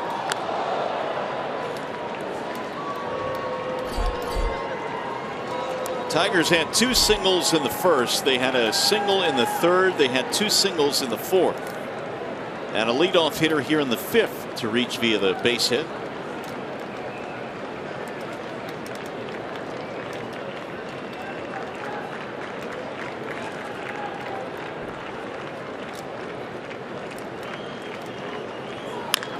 Driven deep in the air to left field. That ball is hit well, and that ball is gone. Ian Kinsler with a 2-run shot, and the Tigers get 2 back. That's exactly what the Tigers can do, and they can do it in a hurry because of some of the power that they have in their everyday lineup. They had been able to bend Tomlin all night long, but he finally hung a breaking ball right in the middle of the plate for Ian Kinsler. Ian cleared the hips out of the way and generated a lot of speed and got a lot of carry off this breaking ball. 5th home run of the year for Ian Kinsler. It hit the railing above the yellow line. A 2-run shot to make it a 4-2 ball game. RBIs 14 and 15 as well. Tigers right back into it. Now J.D. Martinez.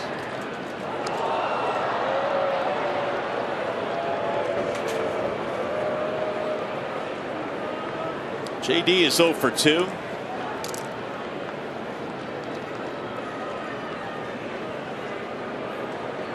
That is the 31st home run of the season for the Tigers.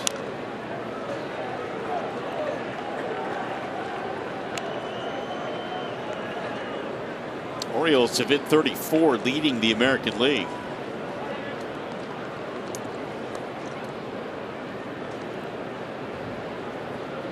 Tigers now about hit the Indians 7-6. The 0-2. Swing and a miss, and JD is out of there. 2 gone. Tomlin has another strikeout. That'll be his 3rd of the night. And it brings up Miguel Cabrera.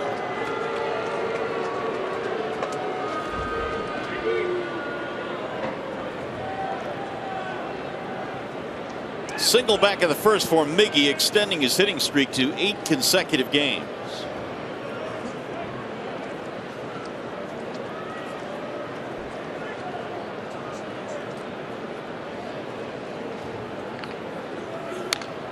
Fouled away 0-1.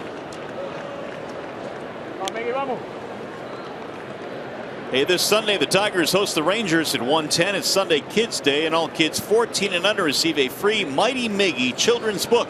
For tickets, visit tigers.com, or if you'd like, call 866-66-TIGER. A Mighty Miggy children's book.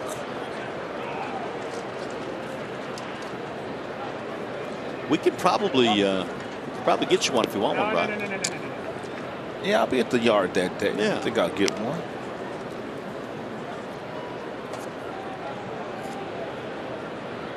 Two balls, 1 strike on Miguel Cabrera.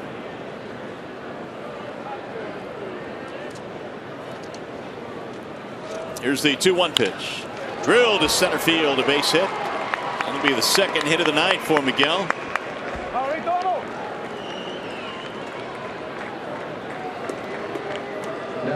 Tigers have been a lot more patient 2nd and 3rd time through the batting order against Tomlin.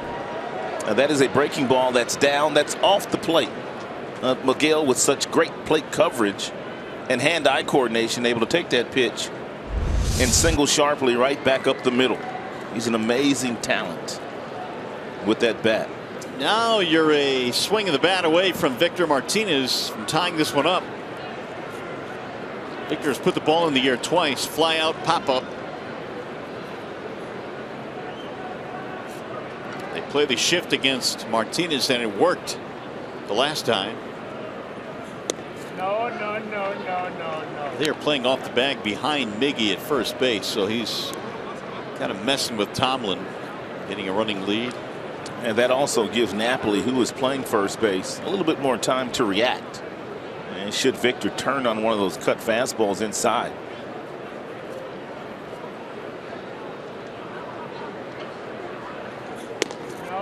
Strike call. And Victor did not like that last strike call there by Chris Conroy.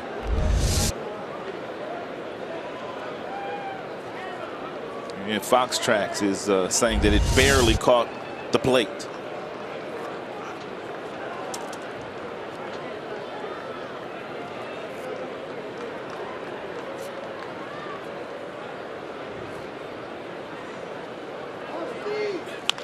One is rolled foul. 1-2 now on Victor Martinez.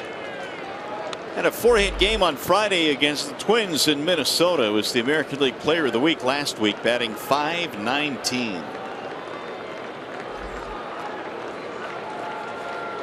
Victor also came into play tonight, leading the American League in slugging percentage. How about Jordan Zimmerman? He ended up being pitcher of the month. Pitcher of the month against some stiff competition. Here's the 1-2, and it missed. I know that Sale had a lot more strikeouts than Jordan, but boy, the ERA was microscopic for Zimmerman. 85 now for Josh Tomlin. And his numbers were pretty good until this inning here. He's thrown a lot in the 5th inning.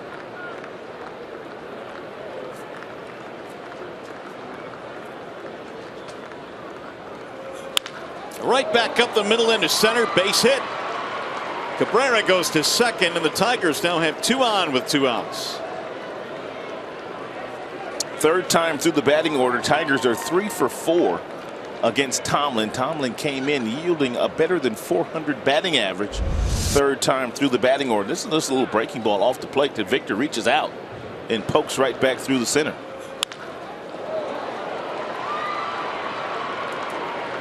Well, the Tigers now are an extra base hit away from getting this one tied up. Justin Upton We'll have to wait as Mickey Callaway comes out to have a chat with Tomlin. Had a lengthy conversation with Ian Kinsler, who homered in this inning, 2-run variety, regarding Tomlin, and asked him what would their approach be. And he simply said they were going to have to be a lot more patient. They weren't that patient the first time through, but the second time through they were very patient. And this inning they also have been very, very patient against Tomlin. 2-run shot earlier in the inning for Kinsler, his 5th of the year, got the Tigers on the board. And now the Indians starting to pace a little bit as Tomlin is getting hit pretty good here in the 5th. It's 4 hits in the inning for the Tigers.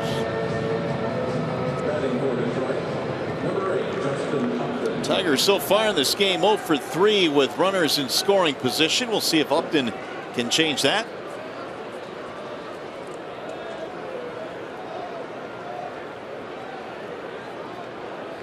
Six of the last 10 hitters that Tomlin has faced, he's given up hits to the Tigers.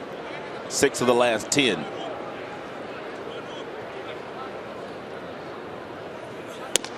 Ball 1. They just really don't stop coming at you. They've got pop now 1 through 6 really. And with Castellanos, Kinsler, Martinez, Miguel, Victor, Justin, and Nick, all capable of getting you on the board in a hurry with a homer. That's why it's awfully difficult, I think, in my opinion, for starting pitching to get through this lineup 3 times. High towering fly ball to left. It'll stay in the ballpark though. Brantley is under it to the warning track to retire the side. Tigers will settle for 2. Tigers baseball tonight presented by Bell Tire.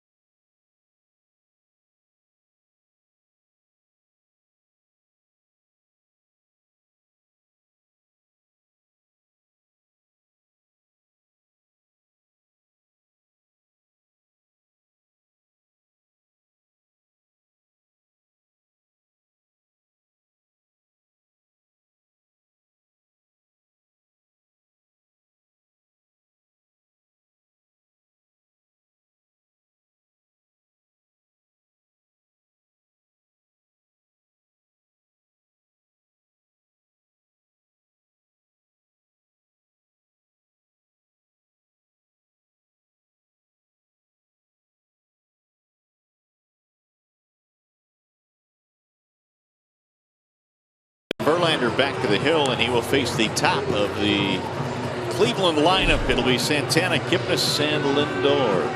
Ian Kinsler's 2-run shot getting the Tigers a little bit closer. 4-2 ball game. I love the way that he plays the game, man. He plays the game with a chip on his shoulder. He comes to beat that opposition every single day. Doesn't take a play off either, offensively or on the defensive end. He has played that way since he got into the big leagues, and Tigers fans have been able to enjoy him the last couple of years. Santana looks at ball 1 as we get the bottom of the 5th underway. Huge inning here for Justin. And his team has just gotten him back in the game with 2 runs off Tomlin. And very important for him to get his team back into the dugout without giving up another run in this inning. Here's the 1-0, and it's outside. 2 balls, no strikes. 7 career home runs for Santana against Verlander. 4 is the most that he's hit against any other pitcher in the big leagues. Verlander had a 7-pitch 4th. All of them were strikes. And he misses high. Now he's gone to 3-0. He had a nice second inning as well, where he only threw 10 pitches. He could just take away that 38 pitch first inning. But we can't. The Indians scored 3 runs in that first. Here's the 3-0 pitch. And he lost him on 4 straight. Leadoff man on.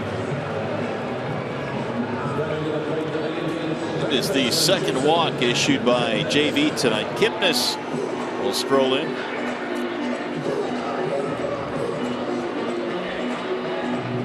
Kipnis has good speed. He can steal you 20 bases a year. And so you would not expect him to be leading their team in hitting into double plays, but he does. He is grounded into 4 already this season. Number 5 would be lovely. A little 4.63 right here.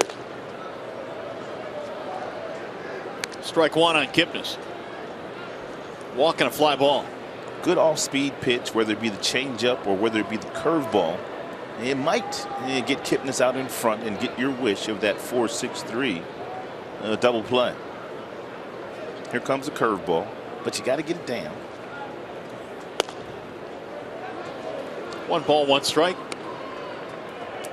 Kipnis, one of the better leadoff men in the American League last year. In fact, he led all leadoff men with an on-base percentage of .385.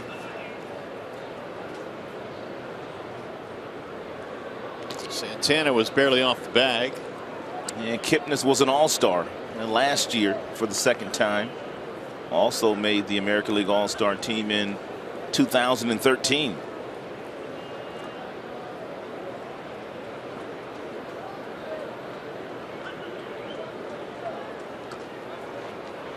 Weather must be chilling down a little bit on the field because Verlander between innings went on to put sleeves on apparently. The game time temp was in the low 50s, still is. Inside. It was a lovely day in downtown Cleveland. If you had a chance to get out and walk around, sun was shining. It was gorgeous today. A little bit of a breeze, but a couple of blankets have popped up now. There's 80 total for Verlander, 51 strikes. Drilled to center, base hit. Santana might get to third. Nope, he's going to put on the brakes. Thought about it. And so Kipnis has the base hit. First and second, now nobody out.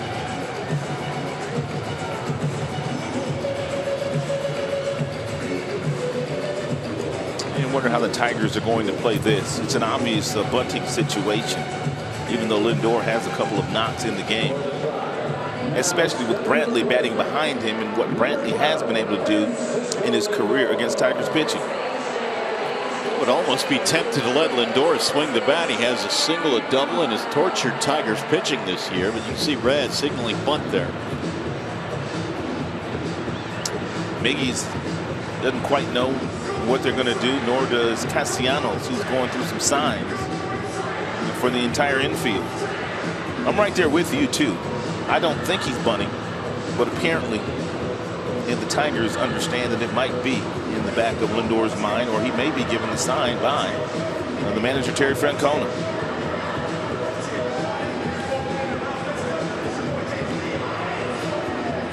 Omar was setting the play there with the number 3 bunt play, just in case 1 or 2 of the infielders missed the signs by Castellanos. Lindor has singled and scored in the first, doubled and scored in the third.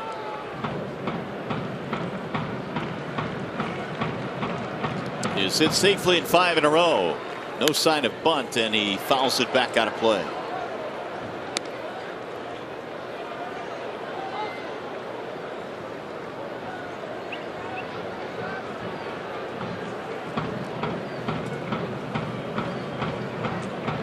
Lindor this season came in tied for the team lead in walks this year, which shows how much of a good hitter this young guy is, who is willing to take his base on balls. Good plate discipline. He's got a real high baseball IQ. Anytime you can tie for the team lead in walks and you've got Santana on your team, you're taking some base on balls because Santana walks a lot. Drew Verhagen warming up in the Detroit bullpen.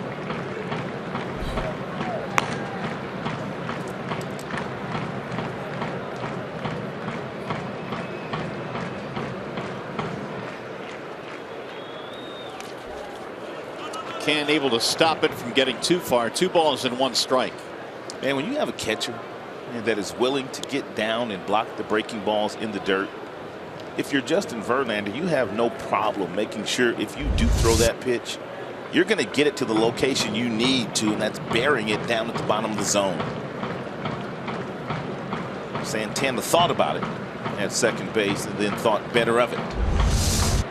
That would have been a bad move had he gone to third. Especially with the number 3 hitter up, and then you've got Brantley in the on-deck circle.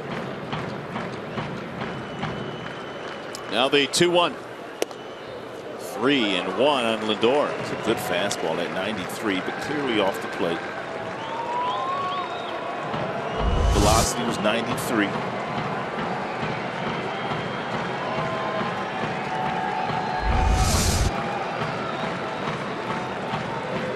Cleveland 3 out of 7 tonight.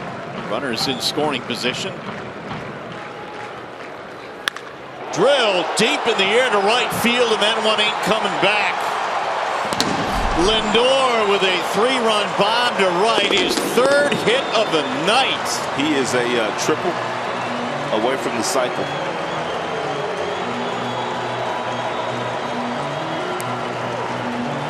His 2nd home run of the season. Verlander was pitching very carefully to the 2nd-year big league player, and Lindor got himself into a 3-1 count and got a 4-seam fastball on the inside 3rd of home plate and simply cleared the hips out of the way and turned on it. Drilled it. He knew it was gone as soon as he hit it. So the Tigers get Verlander a couple of runs, but the Indians come right back on a walk, a single, and a 3-run homer. Here is Brantley. Little bounce foul. 7-2 Cleveland. His speed was 106. It's pretty good for a little fella. No kidding, man. He hit 418 feet. He's not all that big, but he can play. Brantley skies one in the air to right. This will stay in the ballpark, though. Martinez. First out of the inning.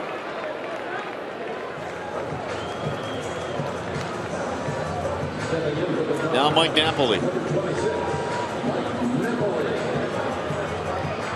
Well, now we know why this kid, who is still very young, is able to hit 3rd in a major league lineup, because he just keeps getting it done. RBIs 10, 11, and 12.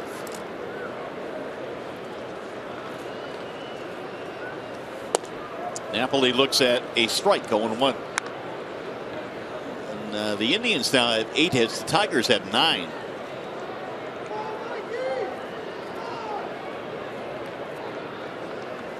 Here's the 0-1 pitch. Drops in a breaking ball, strike, 0-2. Napoli tonight, RBI, make it a 2 RBI double in the first. He bounced out to the mound his last time up.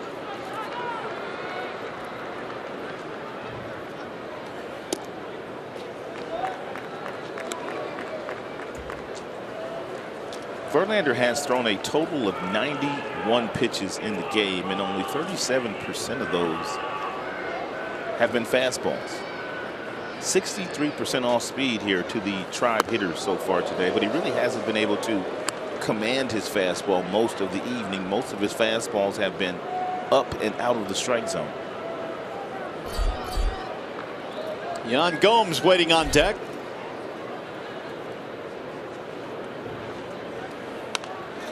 Foul away. Another number that is kind of puzzling, Mario. He is 17 of 23. 17 of 23 in first pitch strikes so far tonight, which is exceptional. Yeah. But really, he has not been able to put the Tribe hitters away after getting ahead of them. If you get ahead of that many, normally good results will follow. But he has surrendered a couple of 3-run innings. Buck Farmer now throwing in the Detroit bullpen.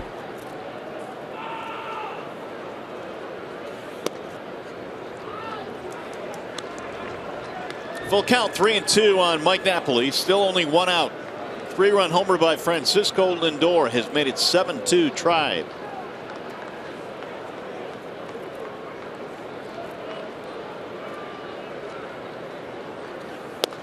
And he walked him.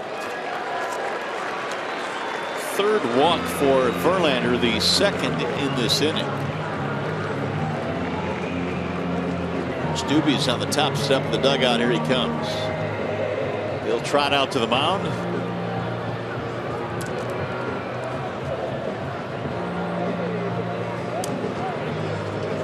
Well, Rod, you talked about the importance of just getting that shutdown inning, but he's just not been able to get it. Nope. Has not been able to. And it all started with a walk.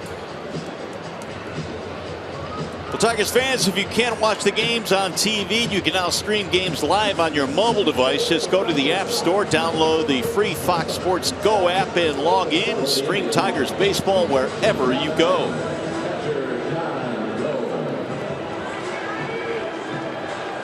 One-on-one out, Yan Gomes will step in. Francisco Lindor tonight, single, double, homer.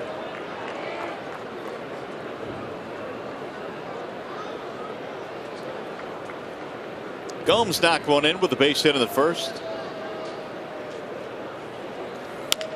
Slow roller towards short on the charge, Iglesias. Gomes is out, runner advances. 2 away now for Marlon Byrd.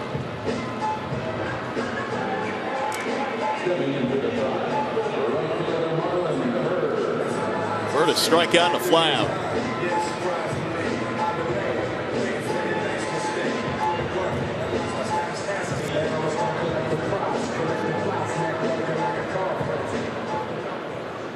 You talked about the Cleveland Indians were swept in their weekend series against the Philadelphia Phillies. They scored 7 runs in 3 days. They've already scored 7 here tonight with 2 out in the 5th. Ground ball to short, right at Iglesias, and that will end the inning. But it's a big inning. The 3-run shot by Lindor.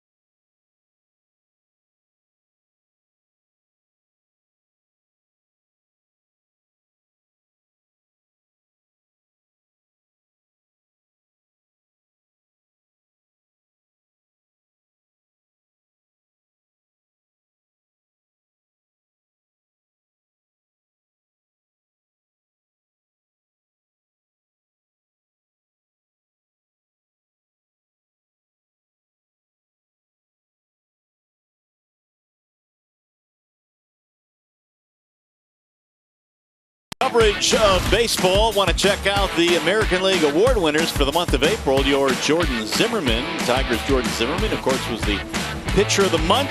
How about Manny Machado? He is going to win an MVP or 2 before it's all said and done. He's playing his natural position these days with Hardy on the disabled list. Machado's playing shortstop. And Omar Mazzara, the rookie of the month of April, .333 for the Rangers. He's very young, but he's got a lot of power, and he also has a great throwing arm from right field. So here come the Tigers now. Another big deficit to try and overcome. 7-2 is our score. Nick Castellanos leads it off. And Josh Tomlin delivers inside. 1 ball and no strikes. Castellanos, McCann, Ghosts in the Detroit 6th.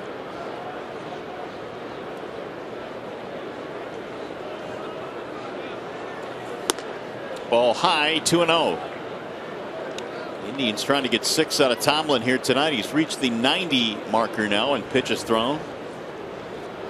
Nick has a single and a ground out. Tomlin looking to go 4-0 this year and 2-0 this season against Detroit. Well, he's got himself a 5-run lead to work with. Gave up the 2-run homer to Kinsler in the 5th. Here's the 2-1 pitch. 3-1 on Castellanos.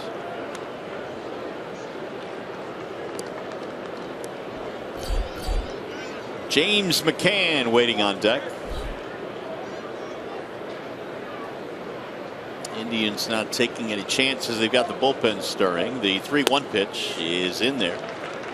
3-2. Tommy Hunter is warming now in the Cleveland pen.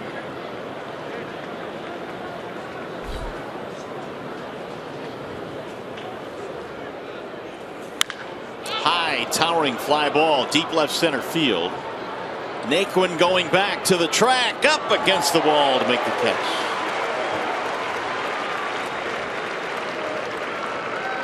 Here is our high-speed pitch, and it is brought to you by Xfinity. Tomlin's top fastball has gotten up to 88 miles an hour, but yet has a 5-run lead.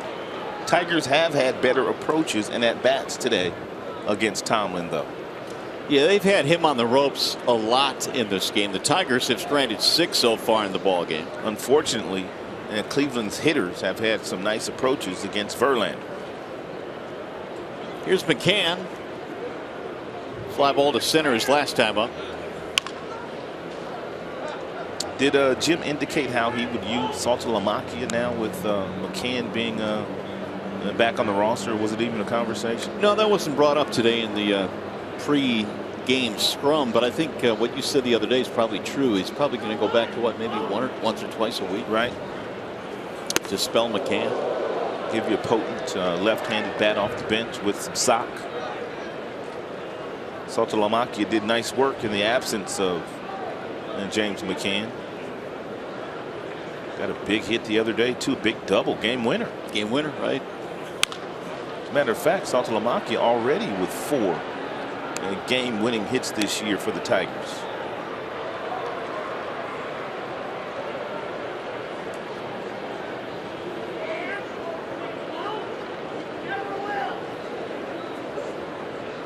One ball, 2 strikes on James McCann. And it missed inside, 2-2.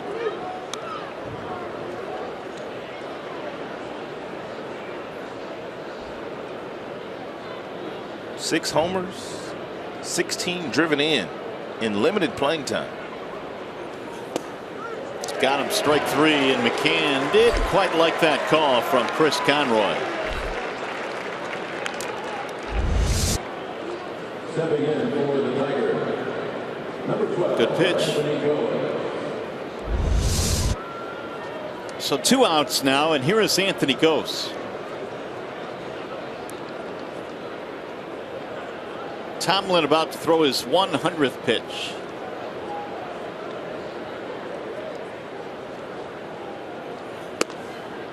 Strike on the outer edge.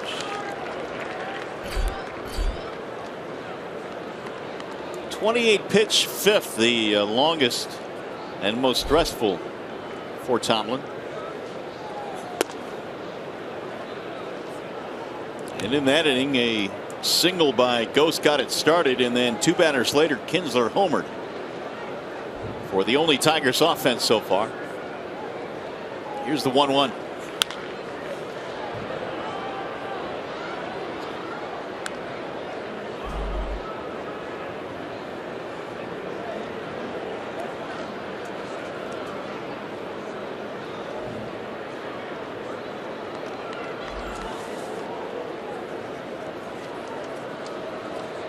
Now the 1-2 to Gose. A little bit outside. 2 balls, 2 strikes. Also learned today that Michael Fulmer will be getting the start on Thursday here in Cleveland. Looking forward to that. Well, Tigers giving him another opportunity. As Brad said before the game, he earned it. He sure did. Check swing. Did not go. They may have a difficult time of getting Michael Fulmer back out of that starting rotation. Yeah, you're not kidding, man. The way he pitched. 97 with the first pitch that he uncorked in his major league debut against the Minnesota Twins. He was not afraid. Power fastball, power, and I mean power slider. Swing and a miss, and down goes Ghost. 5 strikeouts for Tomlin.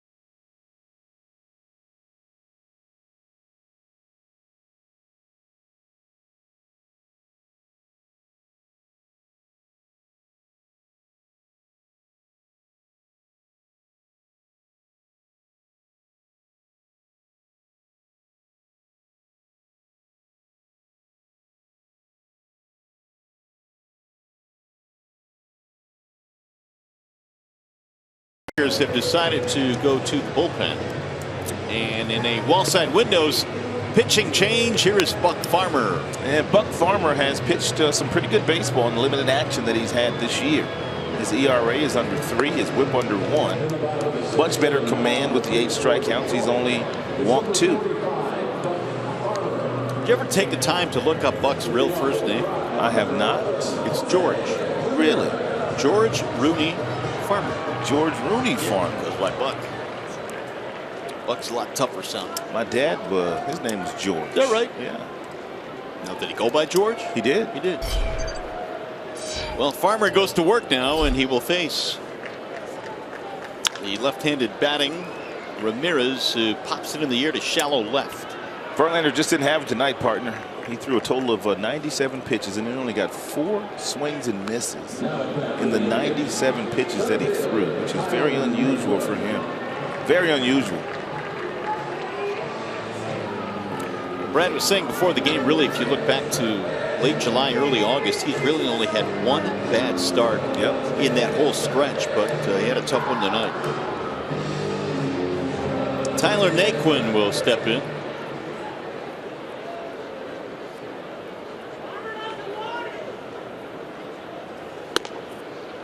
Strike 1 on Naquin, who's had a tough night, strikeout and double play ball.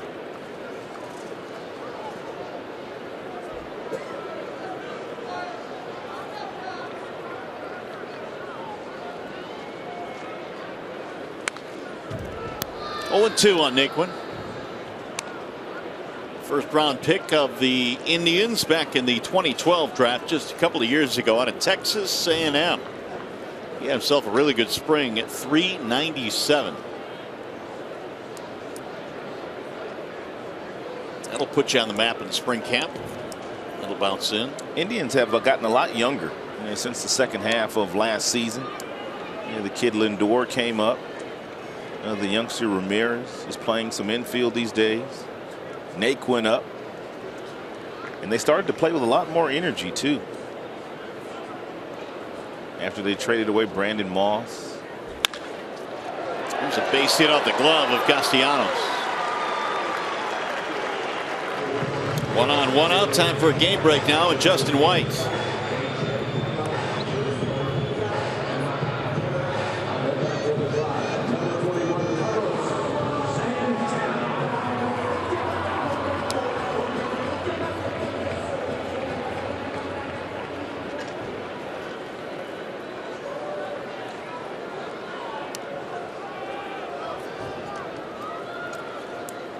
Yeah, there's no doubt about that. Thanks, Justin. Yeah, they will not come back on Mr. Arrieta. Book it.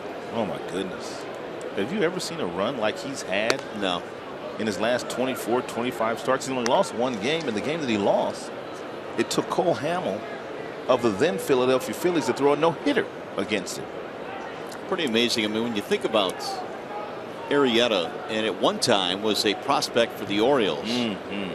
And people, I think, at that time thought he would be a pretty good big league pitcher. Never really put it together with the O's. But something's clicked. He has gone to a whole nother level. He has been the best pitcher in baseball, best right-handed pitcher. And then, of course, you've got Kershaw that's in the conversation. His numbers aren't bad. But Arrieta's in another world right now.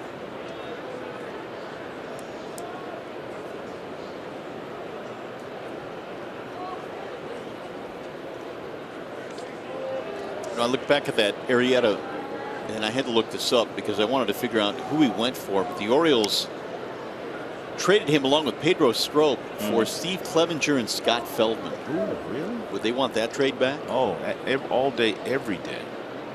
Because Strop is pretty good in the back of their bullpen these days. Exactly. Rip foul down the first base line. But Baltimore's still playing some good baseball. Buck Showalter's an outstanding manager, and he has his Baltimore Orioles in second place behind the Boston Red Sox.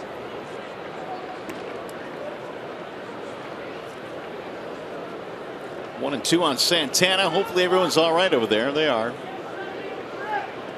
Ball get into the seats quickly.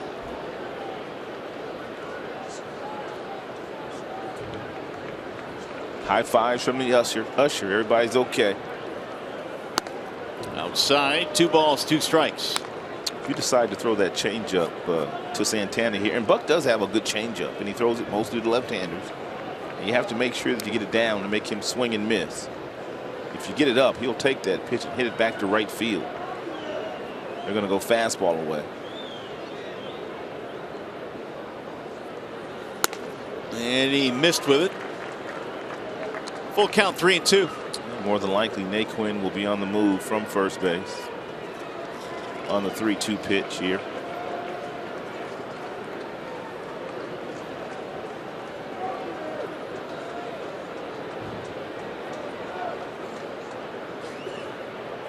Runner does not go, Really? and there's a walk. That's kind of strange. It really is with a 5-run lead. Right. So Farmer has given up a single and a walk. That is the 4th walk for Tigers pitching tonight. 2 of those to Santana, who walks 100 times a year. Now you've got to deal with the better part of the Indians lineup here as Kipnis. Single walk, 2 runs scored tonight.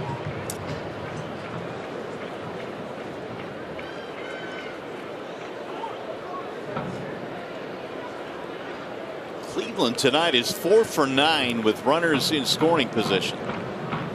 It's been one of the big differences. The Tigers are 0 for 4. Baseball is a funny game.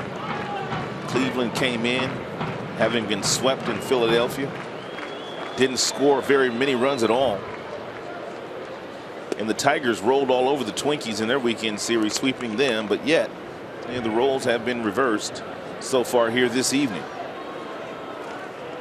It is certainly the ebb and flow of a Major League Baseball season. Try and stay as hot as you can for as long as you can. The Tigers had 5 consecutive wins coming into tonight. There's a slow tap left side of the infield. Castellanos can't pick it up. Everybody is safe.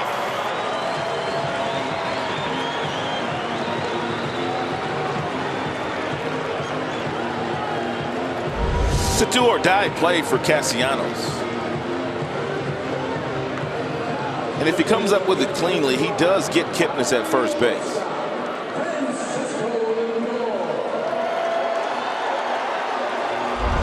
See how they rule it.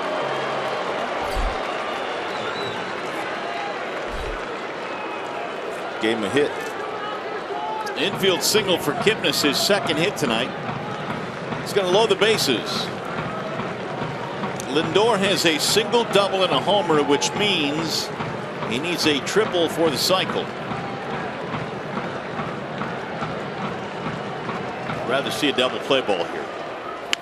There's a ground ball up the middle. Kinsler flips to second one. Relay. There's your double play. Great call. And that will end the inning. 4-6-3. We go to the 7th.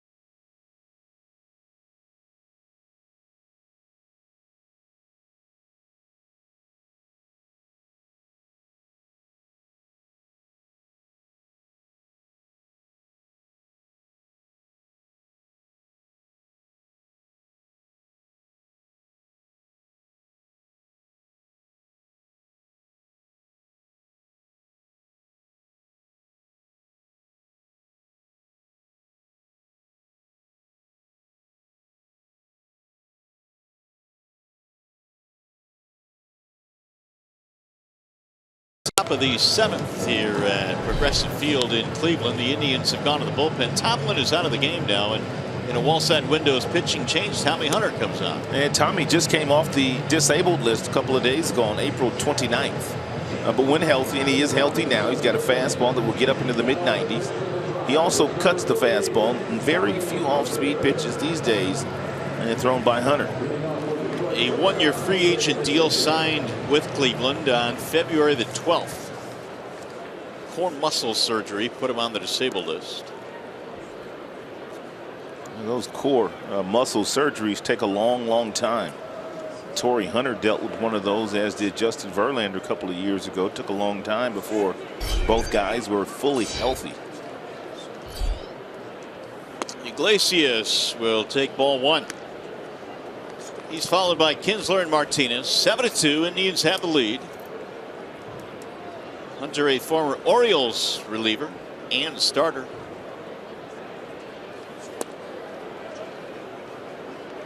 Two 2-0.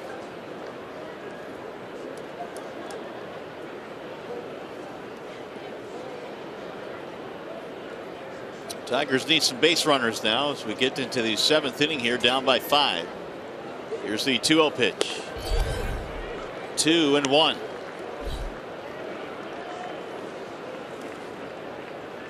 Tommy Hunter last year split time with the Cubs and the Orioles. Big league time with Texas as well.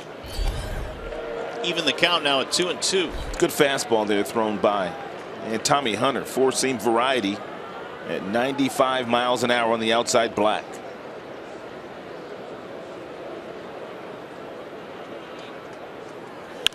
Bouncing ball to second base. Kipnis to his left.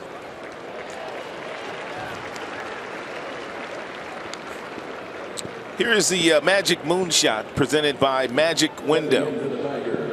Ian Kinsler got the Tigers on the board in the 5th against Josh Tomlin, their starter.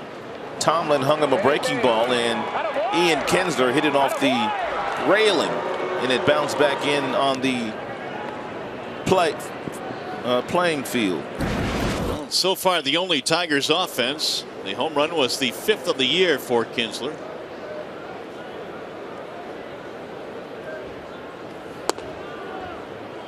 It looks like he's starting to heat up again after a slow series against the Minnesota Twins. He is 2 for 3 tonight. Another multiple hit game, which gives him 12 already this year.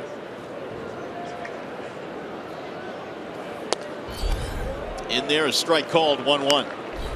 Ian Kinsler is well ahead of last year's pace as far as home runs are concerned. On May 3rd, he's already hit his 5th. He hit all but 11 the entire season in 2015. And 30-30 man a couple of times playing for the Texas Rangers. That's 30 or more homers, 30 or more steals in a season. We don't see guys doing that very much these days, if at all. Ground ball to third, scooped up there by Ramirez.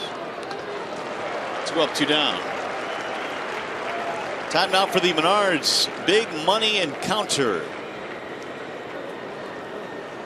These are up-to-date numbers here, and well, they're kind of hard to figure out. The Tigers' run differential against all of Major League Baseball is a +30 if you take the Indians out, and against the Indians it's a -18.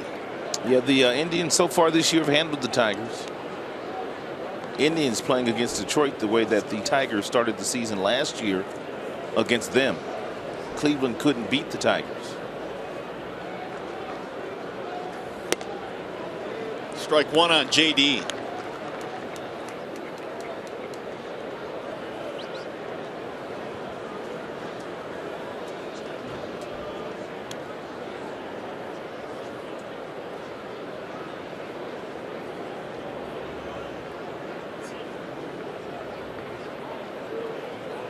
No balls, 1 strike. JD has fanned twice in this game, and he takes one just off the plate, 1-1. That was a cut fastball there thrown by Hunter. His 4-seam fastball gets up to 95. That last fastball is at 91. The cut fastball is the sexy pitch of choice these days. A lot of guys trying to master that pitch.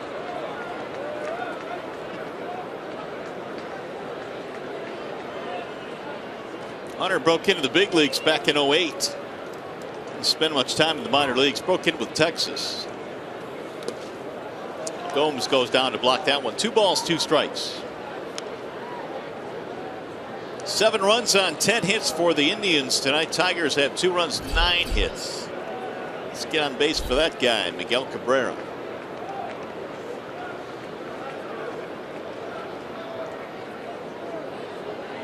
Now the 2-2. Got him. Strike 3. JD did not like that one bit. In a 1-2-3 inning. Coming up the 7th inning stretch. Brought to you by Jeff Glover and Associates Realtors.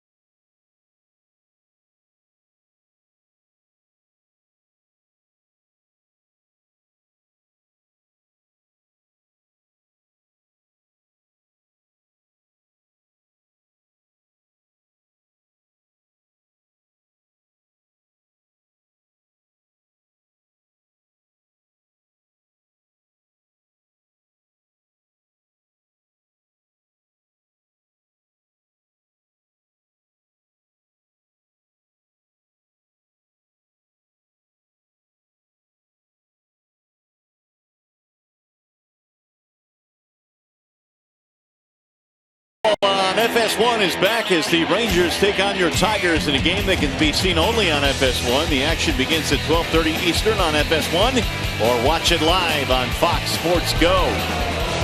Prince Fielder and the Rangers coming to town against Miggy and the Tigers.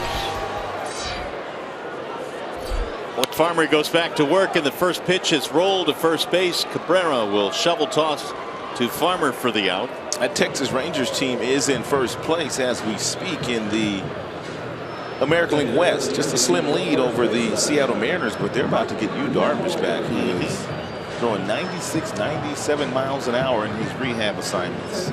So he is fully healthy after that Tommy John surgery a couple of seasons ago. Yu Darvish and his 17 pitch arsenal. That he does have. He's got a bunch of them. Yeah. Here's Mike Napoli.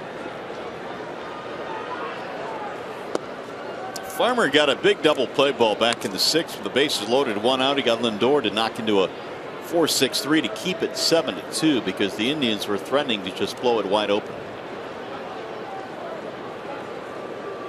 Here's the 0-1. Good changeup there thrown by Buck. Well located changeup on the outside part of the plate, an area where Napoli couldn't get to it. Climb the ladder here for strike 3.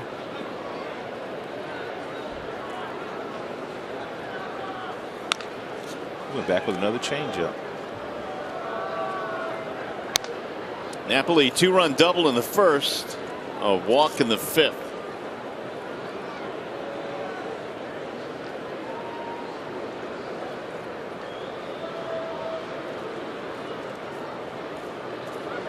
Here comes the elevated fastball. Too high. Might as well do it again. Zach McAllister warming up. Yeah, another hard thrower out of that Cleveland pen.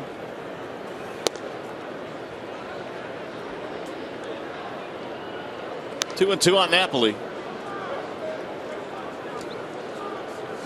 And we'll see if Buck hurt himself. He didn't look right after that last pitch, and here comes Kevin Rand, the head athletic trainer, along with Brad Auspis.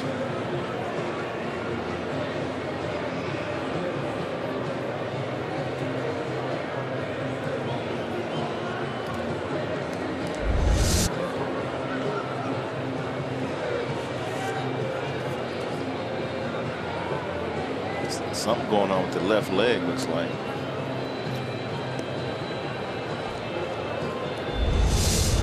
Not enough to take him out of the game, though.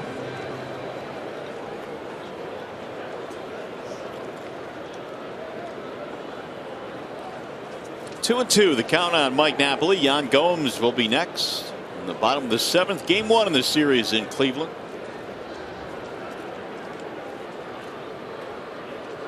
Here's the 2-2. Swing and a miss. 2 outs. Farmer has his first strikeout.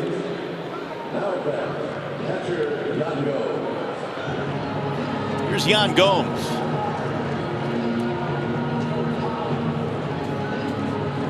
Yan Gomes had that big year a couple of years ago in 2014. Hit 21 homers. Won a Silver Slugger. And was injured much of last year, or a good portion of the first half of last year. Here's a strike called, 0-1.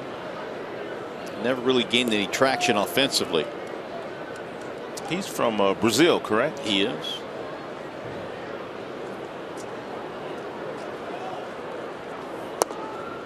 Ball low. They have the Olympics this year, correct? Brazil? Do they? Brazil have the Olympics? Rio has them. Rio. They about the same, right? Brazil, Rio, they about the same. Flip a coin, right? That's exactly right. Swing and a miss. 1 ball, 2 strikes.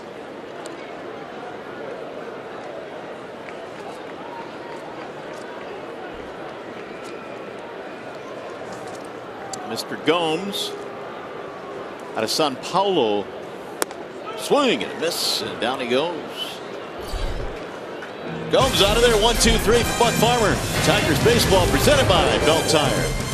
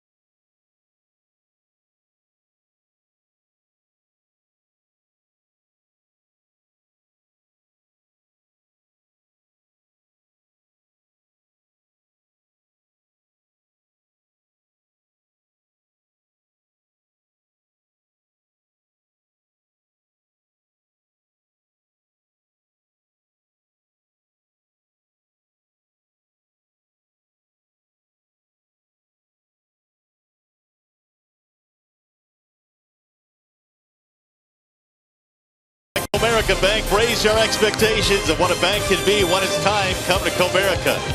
Your Metro Detroit Chevy dealers. Visit ChevyDetroit.com to see why Chevy drives the Motor City. And by Wallside Windows, we can do that. We are the factory. Nighttime shot of downtown Cleveland. It is 7-2 in favor of the Indians tonight. There's the Brazilian catcher, Yan Gomes. You ain't right. Rio is in Brazil. Yes, it is. For some reason, I had Sao Paulo in my mind when you said, is it in Brazil? No, it's in Rio. Well, Rio is in Brazil. Yeah, Rio de Janeiro. But Mr. Gomes is from Sao Paulo. Anyway, whatever. Oh, well. Win some, you lose some. Anyway, the Tigers got to get the bats going here. And we have a new pitcher for the Indians. It's Zach McAllister. Yeah, Zach McAllister has found a home in that Tribe bullpen. ERA is under 1, 8 strikeouts, 5 walks. He's got a power arm. That fastball gets all the way up to 97 miles an hour, and he's got a couple of complimentary pitches to go along with that high octane heater because he's a former starter. Missing the first baseman. Napoli, where's he at? Still waiting on our first sacker. Somebody have to go potty? Defensive replacement, maybe. We'll see.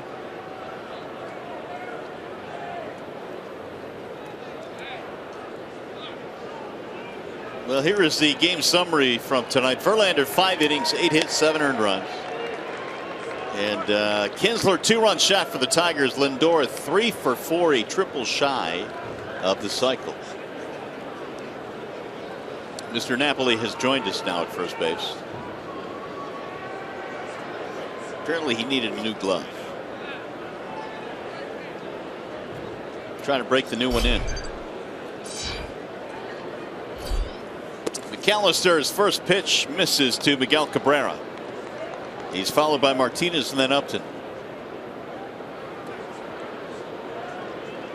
9 for 25 against McAllister in his career. A couple of doubles. And a strike called. Miggy tonight, 2 more hits. He has an 8-game hitting streak, which is well shy of his career high of 20 in a row. But a good streak nonetheless. 2-1. He's thrown Miguel a curveball, a fastball at 94, and then he came back with a slider at 87. So Miggy in 3 different pitches from McAllister has seen 3 different ones.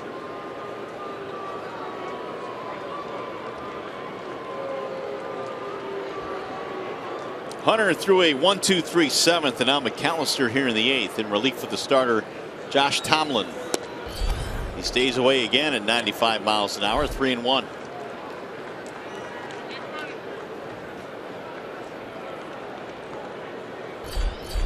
If Mickey gets another fastball here from McAllister, it will be some hard contact made.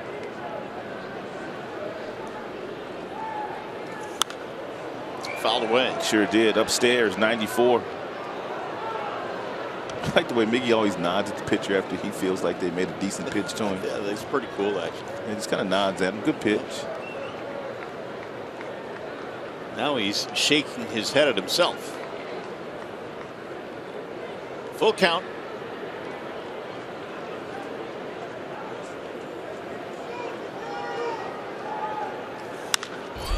Down the right field line, scattering foul.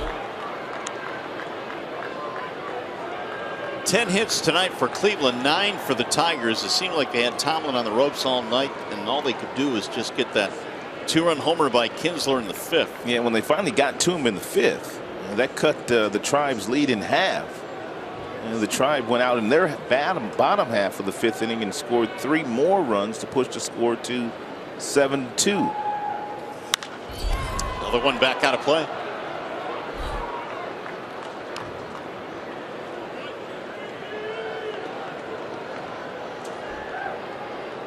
Cabrera has hit 40 home runs career against the Indians. That is tops among active players against the Tribe.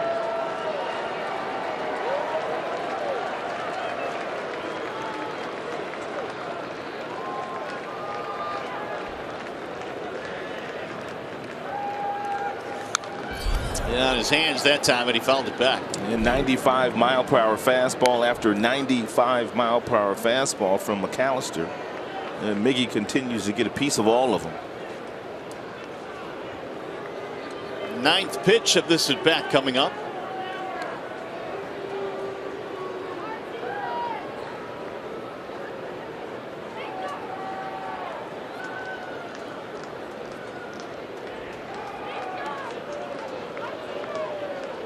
And again, the 3-2. High, ball 4. The Tigers get the leadoff man on. Cabrera on for the 3rd time tonight.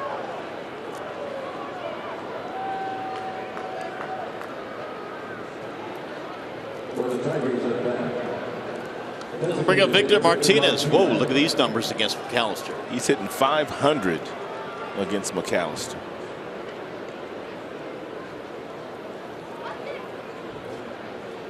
Victor loves hitting in this ballpark.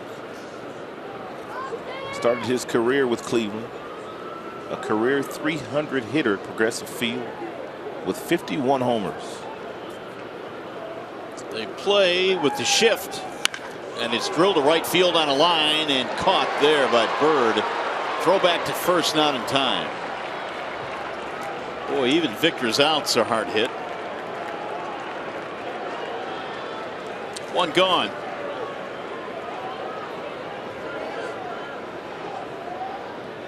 Mickey giving Marlon Bird the business for throwing behind him. With a 5-run lead. With a 5-run lead, right. He throw the ball at second base, he's telling me. Here's Upton.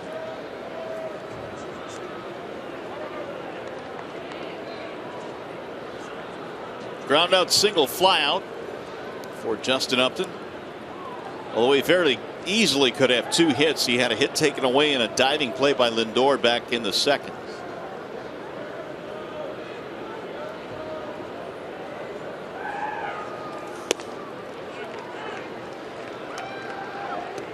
No balls, 1 strike.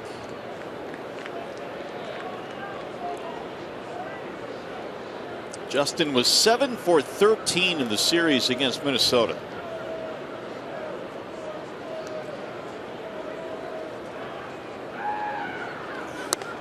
High, ball 1. What do you got on the scoreboard here? Isn't that something that's that scoreboard's like awesome? I mean, it's a brand new scoreboard here. I've never seen anything like this, man. This thing's out of control. It's so nice. It's ridiculous. I mean, it stretches from left field to center field. Line drive to center, and then that's going to drop in. Base hit. Put 2 men on now for the Tigers.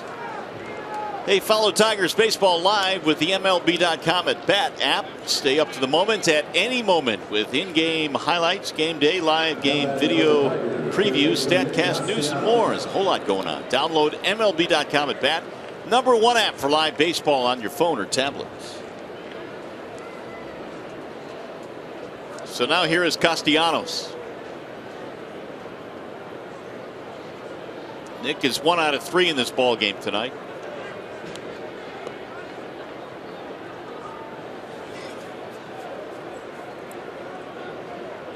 He had a single back in the 4th. Otherwise, a ground out and fly out. Castellanos had that big 3-run home run Sunday in Minnesota, which brought the Tigers back. It was kind of a lazy day, but this one really jump-started the team. Straightaway center field. Does that qualify as a bat flip right there? Mini bat flip. Mini bat flip. Actually, that home run was to left field. He hit a home run earlier in that series to center field over the weekend. Could use another big hit here as there's a confab on the mound now. McAllister's struggling. He walked the leadoff man. There's more action in the Cleveland pen. Crockett and Shaw.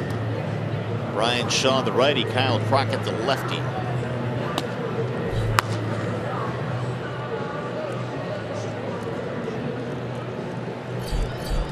Tigers have. They have Blaine Hardy. Tigers have gotten 2 innings out of Buck Farmer in this game. He came on in the 6th.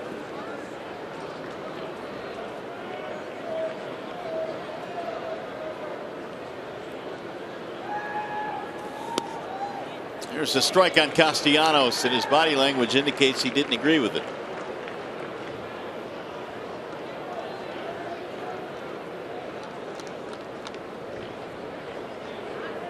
Nick hit .361 in the month of April. What a start for Castellanos. Fouled off the mask. Norm Cash once won a batting title for the Tigers in 1961, hitting that same number, .361. I think Maglio was, I think, .363 when he won his. Something like that. Pretty good memory, young man. Well, I guess the point is that Nick got off to a great start, but to be able to do that over the course of a year is pretty impressive. He's only 24 years old. He's got a lot of really good baseball ahead of him. Before it's all said and done, Nick will win Silver Slugger awards and make all-star teams. The 1-2. Staying alive, and that one hurt. Nick did something there.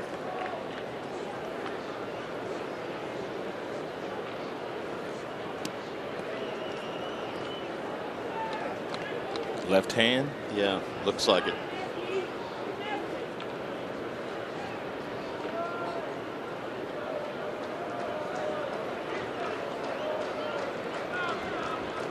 McCann waiting on deck. Here's the 1-2. Line drive to left field. That's going to drop in. Base hit. They're going to score the run. Throw to the plate, not in time. It's cut off, and Castellanos with another hit and an RBI.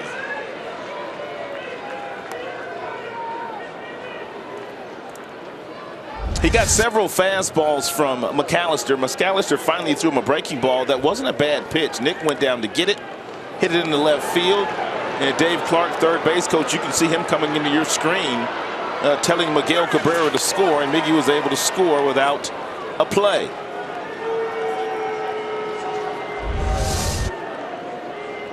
The 11th Tigers hit. Castellanos now from the 7th inning and beyond. 407 coming into play to this one. He has added to that with an RBI hit here in the 8th. And McAllister will come out of the game. So the Tigers still very much alive here. We have a pitching change in Cleveland. 7-3 is our score. We'll be back.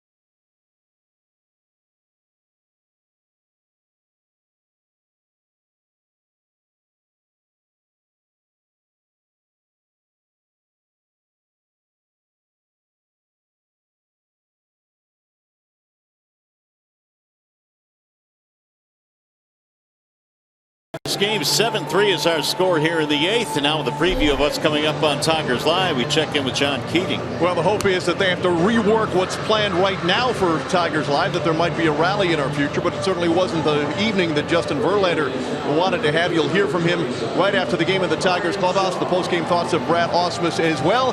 Justin White and Craig Monroe in the Call Sam Studios right after our game tonight here in Cleveland, guys. John, thank you. We look forward to that. Hopefully you will be talking about a comeback. In the meantime, the Indians have gone to the bullpen now, and Brian Shaw will come in to pitch. Ooh, he's off to a horrible start this year. Shaw, earned run average approaching 10. Pretty much just 2 pitches. He's got a cutter that he throws 75% of the time. The velocity goes anywhere from 90 to 93. And he's got a slider that he throws. He had one really bad game against the White Sox. He allowed 5 runs in 2/3 in blowing a save that night. Ooh, that'll take a while before you can get that ERA down when you're only pitching 1 inning a night.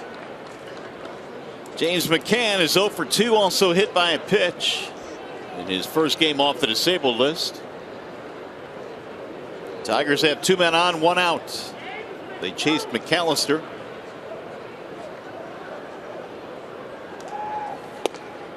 Shaw delivers a strike. Shaw's been used a lot the last 3 years. He had 80 appearances to lead the league 2 seasons ago. 74 appearances last year.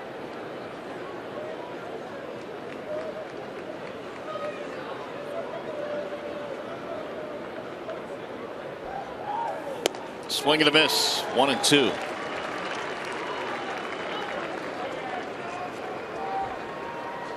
On deck, Saltalamacchia.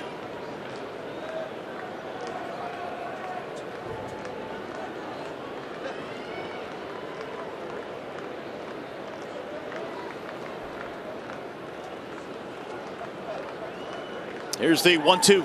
Swing and a miss to strike him out.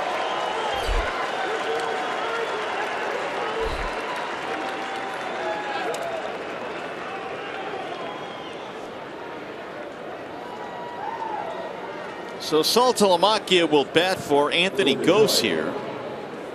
And we'll see if he's got any of that thunder that he wants to use tonight. 6 home runs this season. It's a nice weapon and to have off your bench if you're Brad, a guy that has the kind of sock that he has in his bat that Saltalamacchia has displayed here in the first month of the season. Strike 1 as Saltalamacchia. Cutter's nasty though. Shaw starts that ball off the plate and the velocity is pretty good at 94. As a hitter, you see it off the plate and the cutting action allows it to catch quite a bit of plate.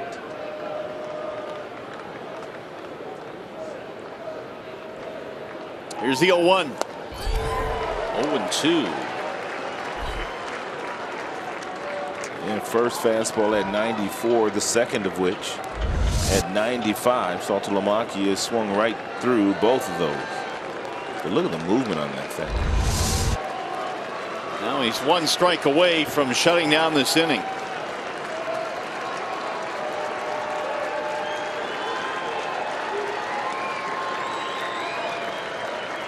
Here's the 0-2. Outside.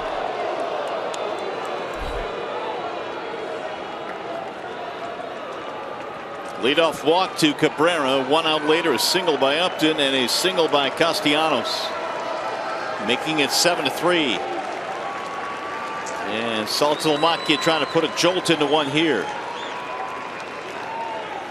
Bouncer back to the mound off the glove, scooped up by Lindor. That'll end the inning. Tigers settle for 1, and we go to the bottom of the 8th.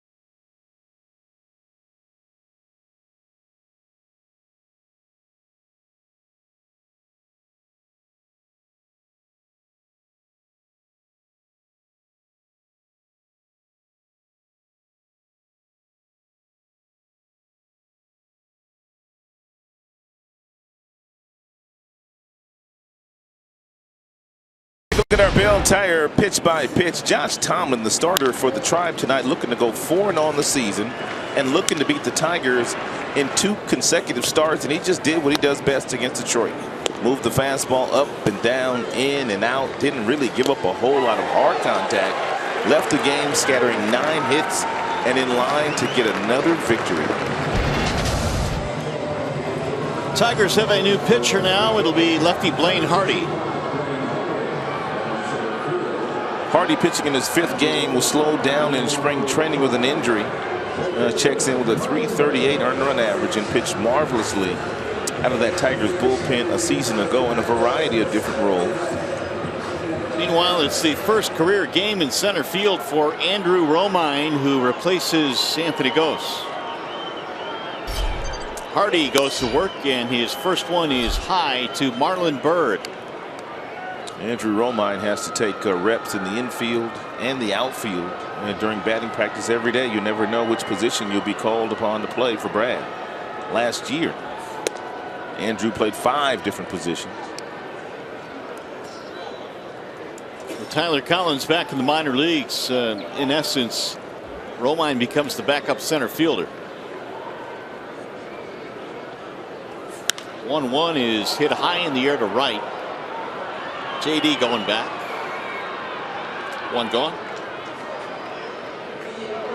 Buck Farmer went 2 scoreless for the Tigers, and now Hardy here in the 8th. Farmer activated off the 15-day disabled list on the 18th. He was sidelined since late March with a left shoulder impingement. Here's Jose Ramirez.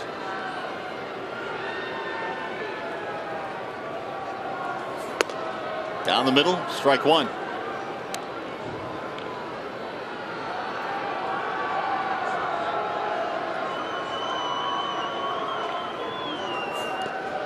Bender that bounces in. 1-1.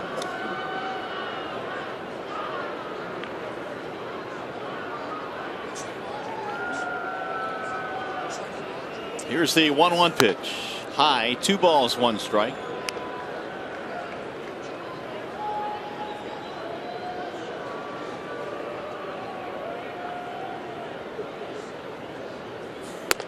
That's in there for a strike, and Ramirez can't believe it. He thought that ball was out of the zone. It looked high. 2-2. Looks like Rajai Davis has moved to the on-deck circle with Naquin due next. 2-2, swing and a miss.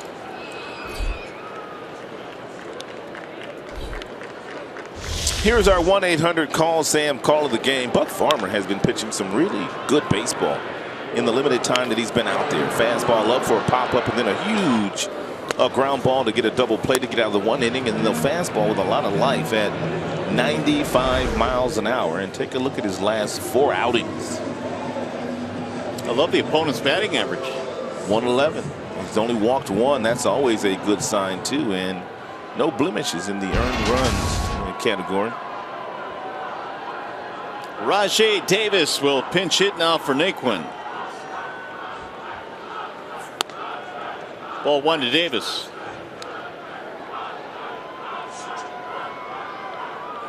Rajai .277 this year with his new ball club. Last couple of years in a Tigers uniform. Rajai not off to a bad start. Not getting a chance to play every day. 2 homers, 7 ribbies.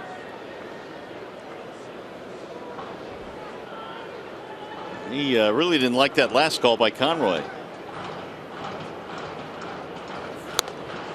And he swings through the same pitch, 1-2.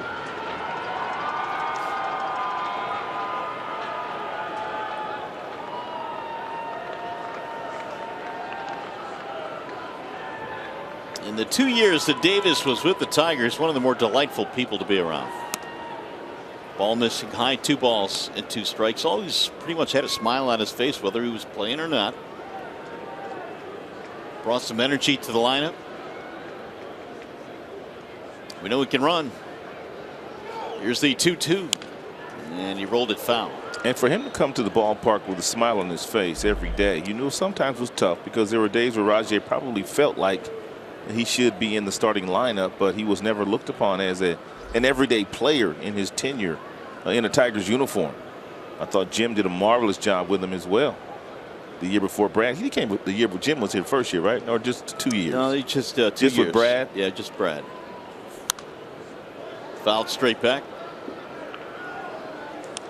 But that's what he said. That's why he felt he was able to have success, because that's the type of player he's been his entire career. He never really was an everyday player, although his numbers indicated at times he could be. Drill to right field. Here comes Upton on the move toward the line, left field I should say, and Justin runs it down. And a 1-2-3 inning for Blaine Hardy. Nicely done. We go to the ninth.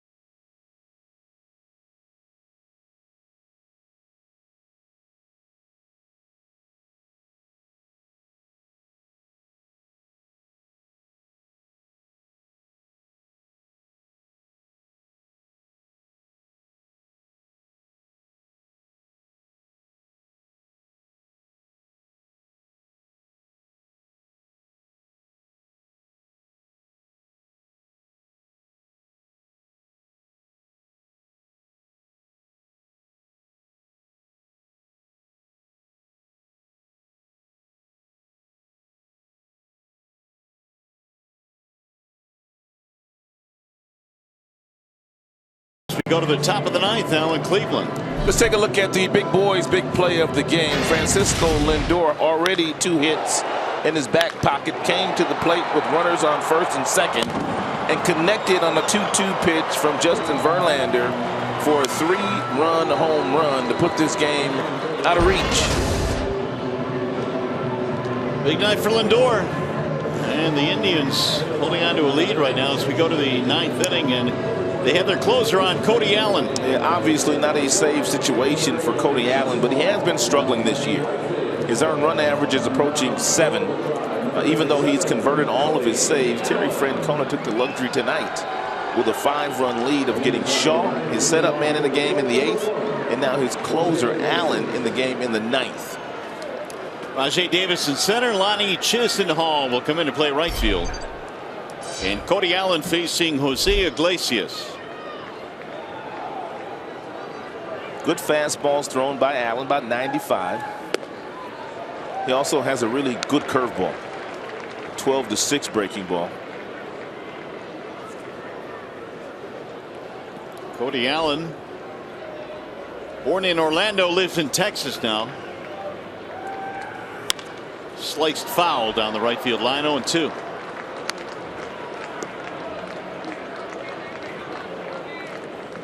Iglesias a single in 3 at-bats in this game.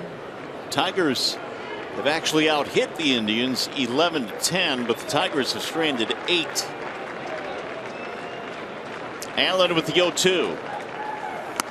High, 1 ball, 2 strikes. Well, you get a couple of base runners here, and you got the meat of the lineup. Martinez, Cabrera, Martinez. Got to get some base runners, though.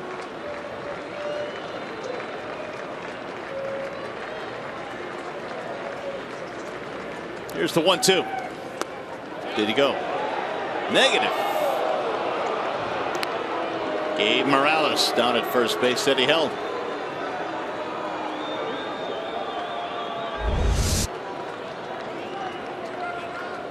Good call. Yep, it was. He didn't go.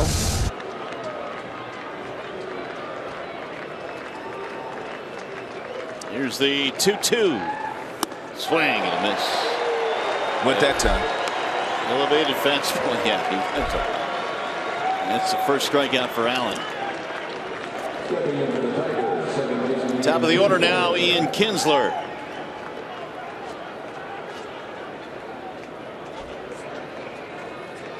.320 average now for Kinsler. Another multiple hit game, his 12th of the season already. Got a 2-run homer. It came back in the 5th off the starter Tomlin. And at that time it was a 4-0 game, so the Tigers were within 2. But the Indians came right back and scored 3.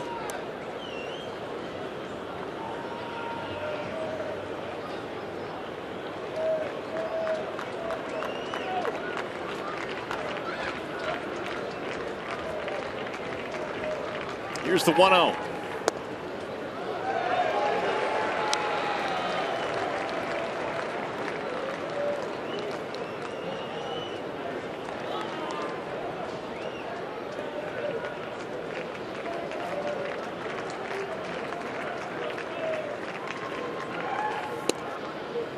Low ball 2. 2-1 on Kinsler. Cleveland tonight, a couple of 3-run innings. They got 3 against Verlander in the 1st, and then 3 more in the 5th. And that was JV's last inning of the night. 2 balls, 2 strikes now on Ian. JD Martinez will be next.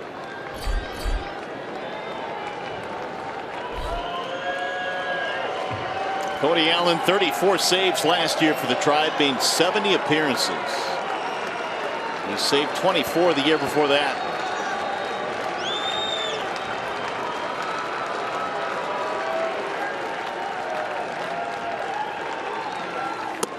High, ball 3.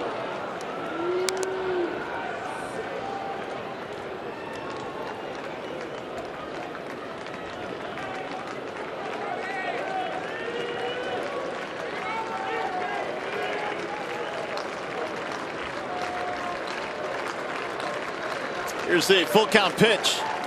Swing and a miss. He struck him out. Cody Allen has fanned a pair here in the 9th.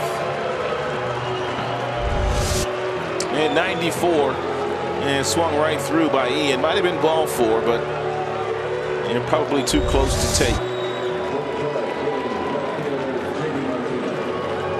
Here's the last chance for the Tigers. JD Martinez. He is 2 for 6 in his career against Cody Allen, and both of his hits are homers.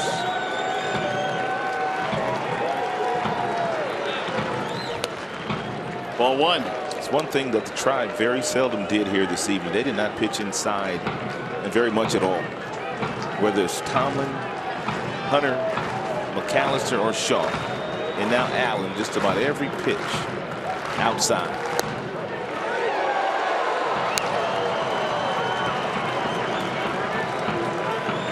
Tough night for JD. 3 strikeouts. Reached on a fielder's choice in the 1st inning. Here's the 1-1.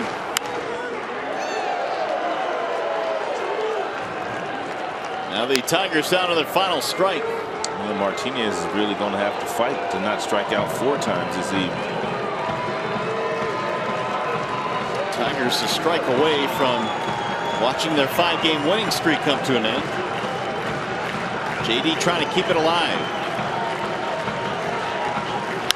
Ground ball back up the middle. He'll do just that. It's a 2-out single.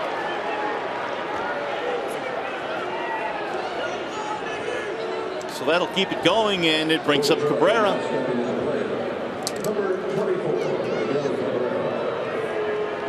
That is 12 Tigers hits on the night. And Miguel has 2 of them plus a walk. His numbers are pretty good as well against Cody Allen. And Miguel batting .357 against him.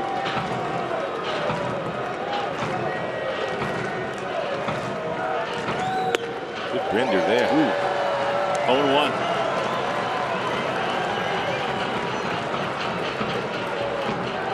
Miguel is the kind of hitter, though, you cannot show him that same breaking ball. You can throw him a breaking ball away, but don't try to show him the same breaking ball that you just showed him. And now he's ahead of the count 0-2 is Allen.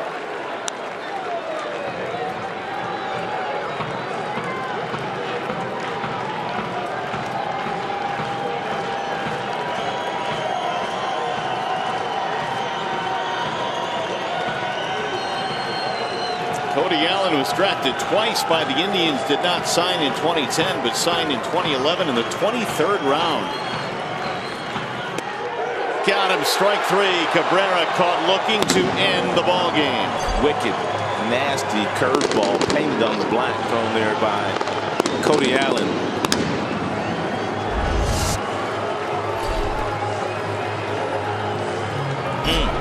Caught him looking. He strikes out the side for the final out of the ball game. The Tigers drop the opener 7-3. Back with more from Cleveland.